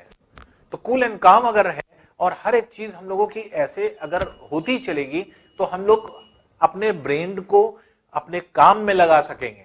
लेकिन अगर आपस में लड़ते झगड़ते रहे तो हम लोग किसी भी गोल को अचीव नहीं कर पाएंगे। तो गोल को अगर अचीव करना है तो हमें शांति चाहिए, पीस चाहिए। इसलिए सबसे पहली चीज आपस में एक दूसरे का मेलजोल, पीस होनी चाहिए। दूसरी इंपॉर्टेंट चीज जस्टिस होना चाहिए। किसी के साथ जो है आपके इनजस्टिस नहीं होना चाहिए। कोई भी जैसे कम्युनिटी को लेकर के, रिलीजन को लेकर के अगर दिमाग में रख करके हमने किसी के लिए जो है इनजस्टिस कर दिया, दैट इज रॉन्ग। तो जस्टिस हर इंसान के साथ होना चाहिए, चाहे वो किसी भी कास्ट का हो, क्रीड का हो, कोई भी रिलीजन का हो, किसी कम्युनिटी का हो, उससे कोई मतलब नहीं। इंसानों के लिए एक रूल एंड रेगुलेशन रहेगा और वही रूल एंड रेगुलेशन सब पर लागू होगा। तो एक जस्टिस होना चाहिए जिस पर हमें ध्यान रखना है। तो ये जस्टिस सबको मिले और ऐसे स्ट्रॉन्ग इंस्टीट्यूशंस हमें बनाना है। स्ट्रॉन्ग इंस्टीट्यूशंस के मतलब ये कि हमें ऐसे इंस्टीट्यूशंस को बनाना है जो इन सब गोल को अचीव करने में हमें हेल्प करे, अवेयरनेस लाए, लोगों में जागरूकता लाए। लोगों में जागरूकता नहीं है, हम कैसे इन गोल्स को अचीव करेंगे? सबसे पहले चीज अवेयर करके। तो हमारे पास ऐसे स्ट्रॉन्ग इंस्टीट्यूशंस हो, इंस्टीट्यूशंस का मतलब ग्रुप ऑफ पीपल्स हो, तो ऐसे ग्रुप ऑफ पीपल्स जो दूसरों को बता सकें कि हमें क्या करना है। से जो है सस्टेनेबल डेवलपमेंट कर सकें। तो अगर हमारे पास इंस्टीट्यूशंस नहीं है, हमारे पास ग्रुप ऑफ पीपल्स नहीं है, तो हम कैसे उनको बताएं कि हम कैसे डेवलपमेंट कर पाएंगे। इसलिए हमें स्ट्रॉन्ग इंस्टीट्यूशंस की जरूरत है जो कि आपके इस काम को करने में हमारी हेल्प करे। अब देखिए लास्ट है पार्टनरशिप फॉर द गोल्स। क्या ये सभी गोल को अचीव करने में एक आदमी सब कुछ कर सकता है या एक सरकार कुछ कर सकती है, गवर्नमेंट कर सकती है? नहीं, गवर्नमेंट को भी हेल्प चाहिए होगी। क्यों? मेडिकल फैसिलिटी चाहिए तो हमें डॉक्टर्स की तरफ से एक अच्छी जो है आपके टीम चाहिए जो कि उसको कायदे से सजेस्ट कर सके गवर्नमेंट को कैसे क्या करना है। अगर हमें अच्छे स्कूल चाहिए तो हमें ग्रुप ऑफ अच्छे जो है आप ये कह सकते हैं ग्रुप ऑफ पीपल्स ऐसे चाहिए जो एडुकेट इन एजुकेशन हो, एजुकेशन उनकी बहुत स्ट्रांग हो और जिसकी वजह से वो हम लोगों को कुछ दे सकें। कुछ ऐसे प्रॉपर इंस्टीट्यूशंस होने चाहिए, जस्टिस होने चाहिए, कुछ ऐसे प्रॉपर लोग होने चाहिए जो हम लोगों के इंस्टीट्यूशंस को जो है आपके इस तरह के इंस्टीट्यूशन और ऐसे ग्रुप ऑफ पीपल हो जो आपके जस्टिस कर सकें या फिर किसी और चीज की तरफ जो इंफ्रा है उनकी तरफ ध्यान दे सकें। कौन बताएगा कि हाँ हमारा पावर जो कंजम्पशन है उसको हम कैसे जो है आपके रिड्यूस करें और कैसे हम पावर प्रोडक्शन को बढ़ाएं। किसी भी जगह पर हमें जो है साफ पानी चाहिए तो पानी साफ करने के लिए हमें क्या क्या करना पड़ेगा, कौन कौन से हमें जो है आपके एक तरह से वेज इस्तेमाल करने पड़ेंगे, कौन से प्रोसेस लेना पड़ेगा। तो इसलिए सिर्फ एक आदमी नहीं कर सकता, तो इस तरह के ग्रुप्स हमें चाहिए जो एक पार्टनर बने। पार्टनर बनने का मतलब ये कि पार्टनरशिप में हो। जब हमें ये पार्टनर्स मिल जाएंगे, जब इस तरह के लोग हमें मिल जाएंगे ऐसा पार्टनर, तो हमें इस गोल को अचीव करने में बहुत ज्यादा मुश्किल नहीं होगी, आसानी होगी। तो अगर ये 17 गोल्स जो डिसाइड किए गए हैं ये आपके एक तरह से वर्ल्ड वाइड गोल्स हैं और हर देश इन 17 गोल्स को अचीव कर रही है, हर देश इसी पे काम कर रही है। जिस देश ने इस 17 गोल्स को अचीव कर लिया वो दुनिया की ऐसी कंट्री बन जाएगी जहां पर किसी तरह की कोई प्रॉब्लम नहीं रहेगी, हमेशा के लिए उस जगह से प्रॉब्लम दूर हो जाएगी।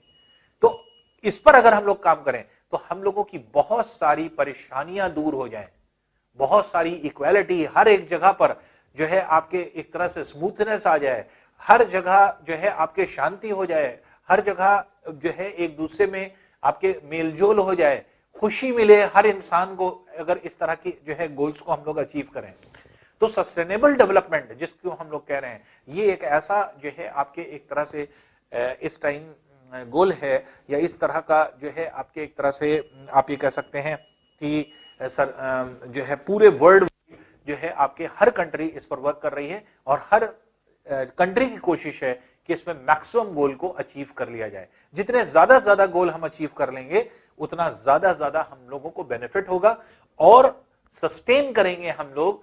और सस्टेन करने का मतलब ये कि हम लोग ग्रोथ भी करते जाएंगे, डेवलपमेंट भी होता जाएगा और हम इसका यूज भी करते रहेंगे और फ्यूचर के लिए हम अपने जो आपके बच्चे हैं उनके लिए भी इन सब चीजों को छोड़ पाएंगे, एक स्ट्रॉन्ग चीज जो है हम अपने बच्चों को दे पाएंगे। तो इस तरह से अगर हम देखें तो सस्टेनेबल डेवलपमेंट के ये 17 गोल्स होते हैं जिसको हम लोगों को अचीव करना होता है। यहां पे आकर के हम लोगों का चैप्टर खत्म होता है। Thank you.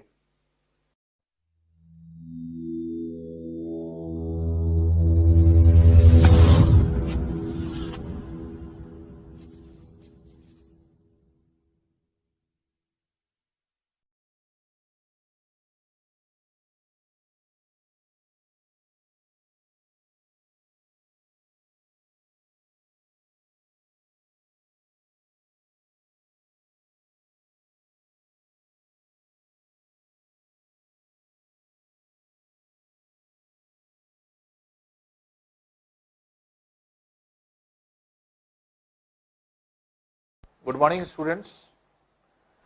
देखिए हम लोग का चैप्टर क्योंकि खत्म हो गया था और चैप्टर के बाद अब हम लोगों को एक्सरसाइज करनी थी, तो आइए हम लोग एक्सरसाइज को देखते हैं कि हाँ एक्सरसाइज कैसे होगी। हमने आपको ये भी बताया था कि जितने भी आपके पास वीडियोस पहुंच रहे हैं उन वीडियोस का कलेक्शन कर लीजिए, एक जगह पे रख लीजिए जिससे कि आपको जो है कलेक्टिवली एक जगह पे सारी चीजें मिल जाएं। और अगर जो है आप कोई भी इस तरह का जो है आपके वीडियोस जैसे मिसमैच हो जाएगा या फिर कहीं गायब हो गया तो फिर जो है मान लीजिए कि जो रिदम है आपका मान लीजिए 20 से एक नहीं मिला, बाकी सब मिल गया, तो एक पढ़ने का रिदम आपका टूट जाता है, ठीक है ना। तो इसलिए कोशिश करिए वीडियो सब एक जगह पे है। अब देखिए बुक में आपकी एक्सरसाइज क्या दी हुई गई है, इसको हम यहाँ पर समझा भी रहे हैं आपको, और इसको पीडीएफ के फॉर्म में भी हम आपको सेंड करेंगे। तो पीडीएफ के फॉर्म में आपका सेंड भी हो जाएगा। तो एक्सरसाइज में जैसे आपके दिया हुआ है, पहला तो दिया है क्वेश्चन आंसर्स। क्वेश्चन आंसर्स में अगर आप देखेंगे तो यहां पर दिया हुआ है आंसर द फॉलोइंग क्वेश्चन। पहला वाला क्वेश्चन पहला है, why are resources distributed unequally over the earth. तो जो रिसोर्सेज हैं वो अनइक्वली क्यों जो है आपके डिस्ट्रीब्यूटेड हैं। उसी तरह से ये आप देखेंगे ढेर सारे क्वेश्चंस आपके दिए क्वेश्चन नंबर 1 और क्वेश्चन नंबर 2 के फॉर्मेट में। तो क्वेश्चन नंबर 1 जो है वो क्या है, why are resources distributed unequally over the earth. Earth के सरफेस पे अनइक्वली क्यों डिस्ट्रीब्यूटेड है। फिर what is the resource conservation. Resource conservation किसको कहा जाता है। फिर why are human resources important. Human resource क्यों इंपॉर्टेंट होता है। तो इन्हीं सब चीजों को हम लोग डिस्कस करेंगे। व्हाट इज सस्टेनेबल डेवलपमेंट, सब कुछ हम लोग पढ़ चुके हैं। अब देखिए जो पढ़ा है बस उसी को अब हम लोग डेफिनेशन के फॉर्म में लाएंगे, क्वेश्चन आंसर फॉर्म में लाएंगे, जो आपको लर्न करना होगा। तो इस तरह से जो क्वेश्चन आंसर्स जो आपके लर्न होते हैं वो कैसे होंगे या किस तरह से होते हैं, बस उसी को आपको देखना है। छोटे छोटे क्वेश्चंस हैं, थोड़ा सा अगर आप ध्यान देंगे तो अपने आप सारी चीजें क्लियर हो जाएंगी, और हम आपकी सारी चीज रिकॉल भी कराएंगे। जो आपने पढ़ा है वो क्वेश्चन फॉर्मेट में आपके। अब इन क्वेश्चंस का आंसर क्या होगा या किस तरह से इन क्वेश्चन को हम लोग सॉल्व करेंगे, तो एक एक करके हम लोग क्वेश्चन को जो है डिस्कस करने जा रहे हैं। क्वेश्चन नंबर 1 है, देखिए, Why are resources distributed unequally over the earth?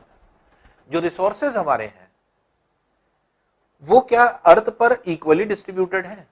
जैसे फॉर एग्जांपल रिसोर्सेज में क्या है, रिन्यूएबल और नॉन रिन्यूएबल दोनों रिसोर्सेज हैं। अब जैसे मान लीजिए एग्जांपल ले लें पेट्रोलियम का, कोल का, या फिर नेचुरल गैस का। क्या पेट्रोलियम जहां एक जगह मिल रहा है जितना, वही दूसरी उतनी ही क्वांटिटी में दूसरी जगह मिल रहा है, तीसरी जगह मिल रहा है? नहीं, कहीं पर ज्यादा क्वांटिटी मिल रहा है, कहीं पर आपके कम क्वांटिटी मिल रहा है।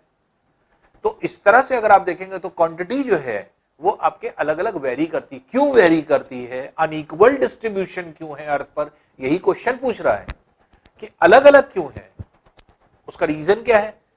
रीजन सबसे बड़ा है ये है कि जो भी आपके एक तरह से डिस्ट्रीब्यूशन है अर्थ पर इस रिसोर्सेस का, ये किस पे डिपेंड करता है, पहले इसको दिमाग में रखिए। कहीं पे पेट्रोलियम पाया जाएगा तो कहां पाया जाएगा, क्यों पाया जाएगा, क्या रीजन है। तो पहली चीज क्या होती है, लैंडफॉर्म। लैंडफॉर्म के मतलब क्या हुआ, टेरेन या फिर लैंडफॉर्म, टेरेन भी बोलते हैं। लैंडफॉर्म के मतलब कहीं मैदानी जो है आपके रीजन है, प्लेन रीजन, कहीं पर कोस्टल रीजन है, कहीं पर डेजर्टेड रीजन है, कहीं पर हिली रीजन है, कहीं पर प्लेट्यू रीजन है। तो क्या सारे रीजन एक जैसे हैं? नहीं। पेट्रोलियम कहां होगा, पेट्रोलियम कहां पर होता है, मोस्टली जो है आपके एक तरह से वाटर वाले रीजन में, मोस्टली कोस्टल रीजन्स में। जहां पे कोस्ट होगा वहीं पर तो होगा, तो इक्वल कैसे डिस्ट्रीब्यूट हो सकता है, तो इस पे डिपेंड करता है। फिर क्लाइमेट पे डिपेंड करता है, तो कई चीजों पर डिपेंडेंट है। तो इसलिए जो है आपके हर जगह का क्लाइमेट अलग अलग है, इसलिए हर जगह रिसोर्सेज भी अलग अलग होते हैं। जो आपके रॉक्स है लिथोस्फीयर वो अलग अलग है, और लिथोस्फीयर ही डिसाइड करता है कि कौन सा रॉक कहां पर होगा और कौन सा मटेरियल या मिनरल कहां पर मिलेगा। तो इसको अगर हम डिफाइन करें आंसर को, तो देखिए कैसे आंसर डिफाइन होगा, why are resources distributed unequally over the earth. तो इसका आंसर क्या होगा, आंसर है the distribution of natural resources depends upon the number of physical factors. देखने में जो फैक्टर्स होते हैं उनको फिजिकल फैक्टर्स कहते हैं, देखने में। तो रिसोर्सेज, नेचुरल रिसोर्स जो वो होते हैं वो डिपेंड किस पर करते हैं, फिजिकल फीचर्स, जो कि क्या है, जैसे टेरेन। टेरेन हमने आपको बोला, टेरेन क्या है आपका, रॉक स्ट्रक्चर। लिथोस्फीयर जिसको हम लोग ने कहा था, क्या हर जगह लिथोस्फीयर एक जैसा है, क्या हर जगह रॉक का स्ट्रक्चर एक जैसा है, क्या हर जगह सॉइल का स्ट्रक्चर एक जगह है, नहीं, अलग अलग है। क्लाइमेट, क्लाइमेट पे डिपेंड करता है, कहीं पे बारिश ज्यादा है, कहीं पे बारिश कम है। अब जैसे तेल जहां होगा, पेट्रोलियम कहां पे ज्यादा मिलेगा, जहां पे जो है वाटर एरिया रीजन है। अब डेजर्टेड रीजन में थोड़ी, आपके डेजर्ट में थोड़ी मिलेगा। तो ये जो है आपके क्लाइमेट पे डिपेंड करता है, एल्टीट्यूड पे डिपेंड करता है। कुछ चीजें हायर एल्टीट्यूड पर होती हैं, माउंटेन्स पर होती हैं, कुछ चीजें नॉर्मल जो है आपके प्लेन्स पर होती हैं। तो जो प्लेन पर होती है वो जो है ऊपर एल्टीट्यूड पर नहीं होती, एल्टीट्यूड मतलब होता है हाइट, तो वो जो है आपके माउंटेन्स पर नहीं मिलेंगी। जो माउंटेन्स पे मिलती है चीजें वो जो है आपके प्लेन रीजन पे नहीं मिलेंगी। तो क्योंकि इन फिजिकल फीचर्स पे ये डिपेंडेंट है, कौन से फिजिकल फीचर, टेरेन। टेरेन मतलब क्या हुआ, लिथोस्फीयर, लैंड स्ट्रक्चर, क्लाइमेट जो आप देखते हैं, और altitude means height. The distribution of resources is unequal because these factors differ so much over the earth. जब ये तीनों फैक्टर, अब नेचुरल रिसोर्स तीनों फैक्टर पर डिपेंडेंट है, और ये तीनों फैक्टर अर्थ के सरफेस पर डिफर पाया जाता है हर जगह पे, और जब हर जगह डिफर पाया जा रहा है इसलिए अनइक्वल डिस्ट्रीब्यूशन होता है। तो ये जो है आपके इसका पहले वाले क्वेश्चन का आंसर हो जाएगा। Now coming on to the next question, that is question number 2. What is resource conservation? पहले हम लोग समझ लें कि रिसोर्स कंजर्वेशन क्या है। रिसोर्स कंजर्वेशन क्यों बोला गया या क्यों कहा गया? तो पहली चीज तो ये कि कंजर्वेशन, कंजर्व करने का मतलब बचाना, किसी चीज को बचा के रखना, कंजर्व कर लेना। रिसोर्स का कंजर्वेशन के मतलब क्या हुआ, जो रिसोर्सेज हैं हमारे उनको हम कैसे बचाएं। जैसे हम लोग बात करते हैं पानी को बचाइए, सेफ वाटर, है ना, सेफ लैंड, पोल्यूशन एयर को ना करिए, ये क्यों कहते हैं? क्योंकि हम रिसोर्स को बचाना चाहते हैं। वो रिसोर्स अगर हम बचाएंगे नहीं तो आगे जो हमारे जो बच्चे होंगे या आगे जो आपके पीढ़ी चलेगी या हमारे आगे आने वाली जनरेशन जो होगी वो इन रिसोर्सेज का यूज कैसे करेगी। तो इसलिए हमें रिसोर्स को कंजर्व करना पड़ेगा। तो what is resource conservation? Resource conservation का मतलब यह है कि रिसोर्स का हम यूज भी करें और उसको रिन्यू होने के लिए टाइम भी दें। ऐसा ना हो कि हम सारी चीज निकाल लें, रिन्यू हो ही नहीं पा रहा है, हम थोड़ा थोड़ा उसका खर्च भी करते रहें और उसको बनने का समय भी दें। दोनों चीज अगर हम करते हैं तो इसका मतलब हमारा रिसोर्स बचा भी रहेगा और हमारा काम भी चलता रहेगा। इसी को क्या कहा जाता है, रिसोर्स कंजर्वेशन। अब इसे देखिए कैसे लिखेंगे वो देख लीजिए। तो using resource carefully and giving them time to get renewed is called resource conservation. तो सिंपली क्या है, दिमाग में जो हमारे था वो हमने आपको एक्सप्रेस कर दिया वर्ड्स में। अब इसी को ये आसानी से लर्न हो जाएगा। लर्न क्यों हो जाएगा, क्योंकि आपको पता है तो यहां क्या है कि रिसोर्स को केयरफुली किसी तरह से जो है आपके एक तरह से यूज करना। तो using resource carefully and giving them time to get renewed, इसके मतलब कि एकदम से अगर हम सब निकाल लेंगे तब तो रिन्यू होने का टाइम ही नहीं मिला, लेकिन थोड़ा बहुत हम छोड़ भी देंगे तो रिन्यू होने का टाइम मिल रहा है उसको। तो इसलिए थोड़ा सा टाइम भी हम दें, ऐसा ना हो कि हम सब चीज जो है निकालते चले जाएं जिससे कि हम लोग रिन्यू का टाइम ना दें। तो हम लोग तो यूज कर लेंगे रिसोर्सेस को, लेकिन हमारी न्यू जनरेशन, जो नई जनरेशन आएगी, उसको ये रिसोर्स नहीं मिलेगा। तो आंसर क्या होगा, यूजिंग रिसोर्स केयरफुली, हमें रिसोर्स को केयरफुली पहले यूज करना है, and giving them time to get renewed, renew होने के लिए उसको टाइम मिले, is called resource conservation.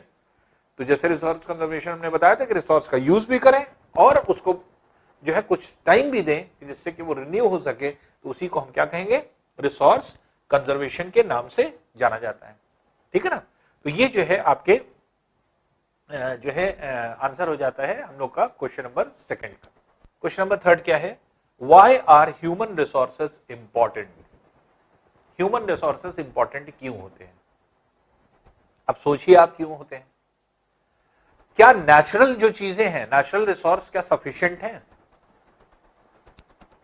Human resource क्यों जरूरी है? ह्यूमन बीइंग्स ने अपने नॉलेज से, अपने स्किल से, अपने टैलेंट से नई नई चीजों को इजाद किया, इन्वेंट किया, जिसकी वजह से हमारे काम आसान हो गए। हम यूज जो आपके रिसोर्सेज है उसका कम से कम यूज करके ज्यादा से ज्यादा रिजल्ट निकाल सकें। ये किसने काम किया? इंसान के दिमाग ने। जो ह्यूमन बींग्स ने क्या काम किया? ह्यूमन बींग्स अब ये दिमाग लगा रहा है, या ह्यूमन बींग्स का ये काम है कि वो रिसोर्स को केयरफुली यूज करे। केयरफुली यूज कैसे करेगा? दिमाग आदमी का लगेगा तब। तो इंसान अपने दिमाग को लगाए, केयरफुली यूज करे और रिन्यू करे। तो ये कैसे आपके हो रहा है? ये किस तरह से होगा? जो भी इंसान के अंदर, ह्यूमन बींग्स के अंदर स्किल है, टैलेंट है, नॉलेज है, वो लगा करके वो बेस्ट से बेस्ट जो है आपके एक तरह से रिसोर्स बनाने की कोशिश करता है, नई टेक्नोलॉजी बनाने की कोशिश करता है। तो बहुत सारे रिसोर्सेस क्या है? ह्यूमन मेड रिसोर्सेस हैं। तो ह्यूमन मेड रिसोर्सेस भी अगर बन जाएंगे नेचुरल रिसोर्सेस के साथ, तो हमारी जिंदगी काम चलता रहेगा और हमारे नेचुरल रिसोर्स खत्म भी नहीं होंगे, क्योंकि हम एक ही पर डिपेंडेंट नहीं रहेंगे। हम डिपेंडेंट जो है आपके एक तरह से दो चीजों पर रहेंगे, और हमारी जितनी भी चीजें जो ह्यूमन रिसोर्स है वो क्या करेगा? वो आपके काम को आसान कर देता है, इजी कर देता है। तो इसका अब आंसर क्या होगा? Why are human resources important? अब दिमाग में आपको ये रखना है ह्यूमन रिसोर्स इंपॉर्टेंट क्यों है। अब इसको लिखेंगे कैसे? Human resources are important because people can make the best use of nature. इंसान जो है नेचर का बेस्ट यूज कर सकता है to create more resources. Nature का यूज करके वो और रिसोर्सेज बना सकता है when they have the knowledge, skill and the technology to do so। जब उनके पास नॉलेज हो, स्किल हो, टैलेंट हो, टेक्नोलॉजी हो उसको करने की। That is why human beings are special resources। ये ह्यूमन बीइंग स्पेशल रिसोर्स क्यों ट्रीट किए जाते हैं, या इंपॉर्टेंट क्यों है human resource?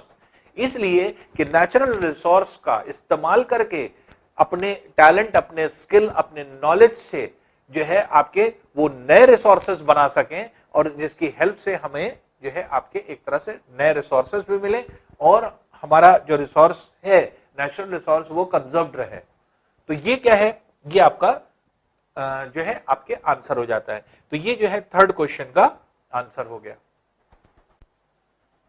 Now fourth question है what is sustainable development. Sustainable development क्या है? हमने आपको बताया था सस्टेनेबल डेवलपमेंट 17 गोल्स आपको बताए थे हमने सस्टेनेबल डेवलपमेंट में हमने आपको बताया था कि सस्टेनेबल डेवलपमेंट की तरफ आज सारी कंट्री जा रही है। सस्टेनेबल डेवलपमेंट क्या है? हम अपना ओवरऑल डेवलपमेंट करें, हर चीज का डेवलपमेंट, ह्यूमन बींग्स अपना ओवरऑल डेवलपमेंट करें, और ओवरऑल डेवलपमेंट के साथ साथ हम लोग सस्टेन करें, हम लोग अपने जो रिसोर्सेज है उनको कंजर्व भी रखें कि उसका यूज हम लोग आगे करते रहें। और जो डेवलपमेंट है, ये डेवलपमेंट कैसा होना चाहिए? ये डेवलपमेंट इस तरह का होना चाहिए कि ये ओवरऑल डेवलपमेंट के मतलब ह्यूमन बींग्स का जितनी जो है हम लोगों की राइट्स होती है, कि हम लोगों को ये राइट है कि सभी को, ऐसा नहीं कि जिसके पास पैसा है उसको खाना मिले, भूखा जो है गरीब जो है वो भूखा सो, कोई नहीं भूखा सोए, हंगर खत्म हो जाए, पीने का साफ पानी सबको मिले, कहीं पर पानी है कहीं पर पानी नहीं है, ये अनइक्वालिटी है। यही सब क्या है? डेवलपमेंट है। सस्टेनेबल डेवलपमेंट के मतलब क्या हुआ? ओवरऑल डेवलपमेंट किसी चीज का, और डेवलपमेंट भी हो, हम उसको रिसोर्स को यूज भी करें और उसको कंजर्व भी करें। तो अगर हम ऐसा करते हैं तो इसी को हम सस्टेनेबल डेवलपमेंट कहते हैं। अब इसे हम लोग लिखेंगे कैसे आंसर के फॉर्म में, फॉर्मेट में? ये देखिए, देखते हैं।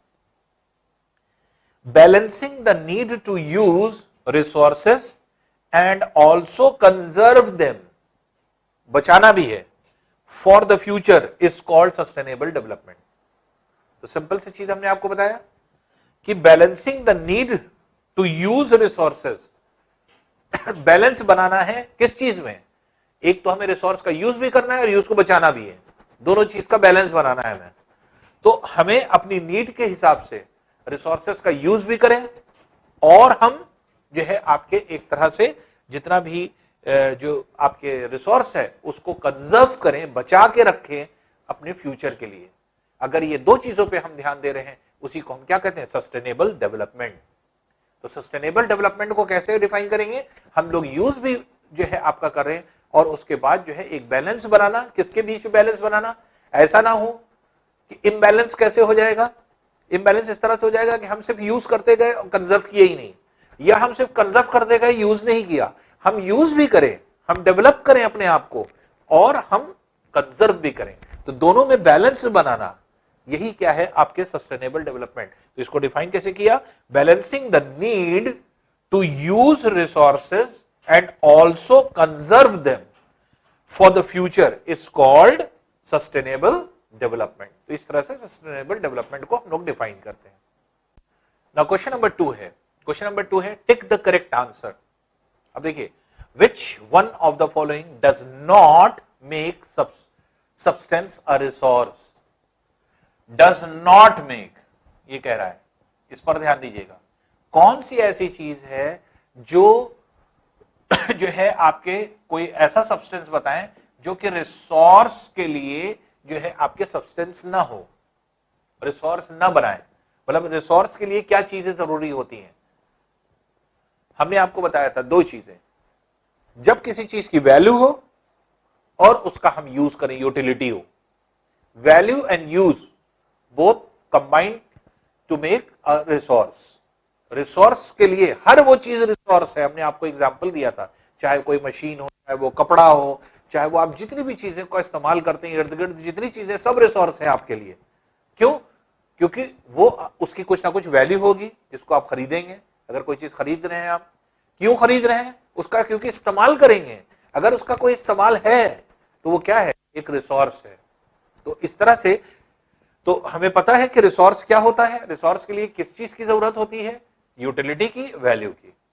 क्या क्वांटिटी की जरूरत होती है, क्वांटिटी की मतलब क्या, मात्रा, 1 किलो चाहिए, 2 किलो चाहिए, 5 किलो चाहिए, 10 किलो चाहिए, क्या इसकी क्वांटिटी की जरूरत है? क्या रिसोर्स ऐसा कुछ कहता है कि अगर 5 किलो होगा तो रिसोर्स होगा और 5 किलो नहीं होगा तो रिसोर्स नहीं होगा? क्या ऐसा कुछ है? नहीं, क्वांटिटी से कोई लेना देना नहीं इसका। और यही पूछ रहा है अब, तो क्वेश्चन क्या कह रहा है, which one of the following does not make substance a resource, कौन सी ऐसी चीज है जो किसी सब्सटेंस को रिसोर्स नहीं बनाती? तो नहीं बनाती कह रहा है, बनाता कौन है, यूटिलिटी और वैल्यू, ये बनाता है। कौन नहीं बनाता? तो क्वांटिटी नहीं बनाती। इसलिए आंसर क्या हो जाएगा, सी इसका आंसर हो जाएगा। तो हर वो चीज जिसकी यूटिलिटी हो, अर्थात यूटिलिटी क्या होता है, यूज, तो अपनी नेसेसिटी के हिसाब से अगर हम किसी चीज का इस्तेमाल कर रहे हैं, यूज कर रहे हैं, तो उसको यूटिलिटी कहते हैं।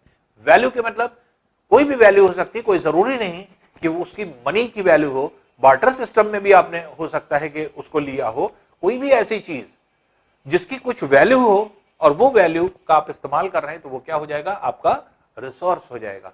तो इसलिए ये कह रहा है which one of the following does not make substance a resource, तो कौन सी ऐसी चीज है जो किसी सब्सटेंस को रिसोर्स नहीं बनाती? तो वो क्या है, क्वांटिटी। क्वांटिटी डिफाइन नहीं करती रिसोर्स को, कौन डिफाइन करता है, वैल्यू और यूटिलिटी। इसलिए सी वाला आंसर हो जाएगा।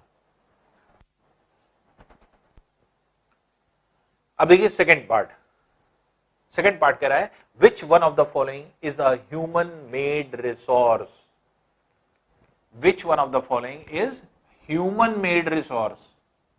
ह्यूमन मेड रिसोर्स मतलब ह्यूमन ने जिसको बनाया हो, ह्यूमन बींग्स जिसको बनाता है, इंसान ने जिसको बनाया है। हमने आपको बताया ह्यूमन मेड रिसोर्सेज में ढेर सारे रिसोर्सेज थे। हर वो चीज जिसका हम इस्तेमाल कर रहे हैं, जिसकी वैल्यू है, चाहे हम सड़क बना रहे हैं, वो भी हमारे लिए एक रिसोर्स है ट्रांसपोर्टेशन के लिए, चाहे हम बिल्डिंग बना रहे हैं, हम रहने का रिसोर्स है, वो हम लोग रह रहे हैं उसके अंदर, चाहे हम ब्रिज बना रहे हैं तो उसकी भी यूटिलिटी है। क्यों? क्योंकि हमें नदी को क्रॉस करना है तो उसका भी हम यूज कर रहे हैं, उसमें भी कुछ ना कुछ पैसा लगा है। तो ये जितनी भी चीजें हैं, चाहे हम स्कूल बना रहे हैं, हम हॉस्पिटल बना रहे हैं, ये सब क्या है, ये सब रिसोर्स हो गए। क्यों? क्योंकि स्कूल बनाने के पीछे क्या है कि हम बच्चों के, अगर मान लीजिए कि आपके एक तरह से फ्यूचर को बनाना चाहते हैं या उनको पढ़ाना लिखाना चाहते हैं, तो ये काम कहां होगा, स्कूल में होगा। तो स्कूल क्या हो गया, एक ऐसी प्लेस हो गई जहां पर एक काम, अर्थात उसका यूज कर रहे हैं हम लोग किस लिए, एजुकेशन देने में, और उस स्कूल को बनाने में हमें क्या लग रहा है? पैसा लग रहा है। हॉस्पिटल है, वो भी एक रिसोर्स है। तो वो क्या है? वो इंसान ने क्यों बनाया? कोई बीमार है, वो वहां जाएगा, अपनी बीमारी का इलाज कराएगा, इसलिए वहां पर। तो क्या है कि इंसान के लिए क्या यूजफुलनेस है कि नहीं उस चीज में? तो यूजफुल है या नहीं है हॉस्पिटल? यूजफुल है, उसमें पैसा भी लग रहा है, उसकी वैल्यू भी है, तो यूटिलिटी भी है, वैल्यू भी है। तो ह्यूमन मेड रिसोर्स कौन सा है, ये पूछ रहा है। तो एक कह रहा है medicine to treat cancer, medicine जो बनी है, जो कैंसर को ट्रीट करती है, वो एक रिसोर्स है। या स्प्रिंग वाटर है, गर्म पानी का चश्मा हमने आपको बताया था, स्प्रिंग वाटर गीजर्स। या ट्रॉपिकल फॉरेस्ट है, तो फॉरेस्ट एरिया है। तो क्वेश्चन पे ध्यान दीजिए, which one of the following is a human made resource, जिसको ह्यूमन ने बनाया है। क्या फॉरेस्ट को ह्यूमन ने बनाया है? नहीं बनाया। क्या स्प्रिंग वाटर को, अंदर से, जमीन के अंदर से गर्म पानी बाहर निकल रहा है, क्या उस गर्म पानी को ह्यूमन बींग्स ने बनाया है? नहीं बनाया। ये क्या है? ये जो है आपके एक तरह नेचुरल चीज है, ये गॉड मेड थिंग है, इसको अल्लाह ने बनाया है, इसलिए ऐसी कंडीशन में ये ह्यूमन मेड जो है आपके रिसोर्स नहीं हुआ। तो ह्यूमन मेड रिसोर्स में क्या हो गया? मेडिसिन। मेडिसिन एक तरह से ह्यूमन बींग्स ने तैयार करी, भले ही जो है हम ये कहेंगे कि अल्लाह ताला ने आपके दिमाग में कोई चीज डाली, आपको एक नॉलेज दी, उसके बारे में बताया कि हाँ इस चीज से ये जो है आपके मेडिसिन बन सकती है, लेकिन बनाया किसने? तो बनाया किसने? ह्यूमन बींग्स ने। ह्यूमन बींग्स का एफर्ट था, जिसकी वजह से आपकी ये मेडिसिन तैयार हुई ट्रीटमेंट के लिए। तो क्योंकि ये ह्यूमन बींग्स ने बनाया है, नेचुरल चीज नहीं है, खुद ब खुद जो है आपके एक तरह से मेडिसिन नहीं बनी। कोई भी मेडिसिन जो होती है वो ह्यूमन बींग्स उसमें इन्वॉल्व होता है, उसको बनाता है, इसलिए क्या है? Human made resource. इसलिए सेकंड वाले का आंसर क्या हो जाएगा? ए आंसर हो जाएगा। नाउ क्वेश्चन नंबर थर्ड है, थर्ड पार्ट है सेकंड क्वेश्चन का। Complete the statement. स्टेटमेंट को कंप्लीट करना है। Non renewable resources are. Non renewable, renew करने वाले कौन से थे और नॉन रिन्यूएबल कौन से थे? रिन्यू करने वाले वो सारे रिसोर्सेस थे जो आपके नेचर में एग्जिस्ट करते हैं, अर्थ पर एग्जिस्ट करते हैं, जिसका हम यूज कर सकते हैं, और वो कभी एंडलेस जो है उनका सोर्स है, जिसका कोई जो है आपके कभी भी लिमिट खत्म नहीं होगी, लिमिटलेस है। हम लोग बना लेते जाएं, इस यूज करते जाएं, बनते जाएंगे वो। जैसे सूर्य से आने वाली किरणें, सनरेज, सनरेज जो आ रही है उसका अगर आप इस्तेमाल कर रहे हैं, क्या सनरेज कम हो जाएंगी? आती रहेंगी हमेशा। अगर आप विंड का इस्तेमाल कर रहे हैं तो क्या विंड का इस्तेमाल करने से क्या विंड खत्म हो जाएगी या कम हो जाएगी? विंड चलती रहेगी उसी तरह से। आप वाटर का यूज कर रहे हैं तो वाटर का यूज अगर आप कर रहे हैं फ्लोइंग वाटर का, तो उसका इस्तेमाल करने से क्या पानी कम हो जाएगा? नहीं होगा।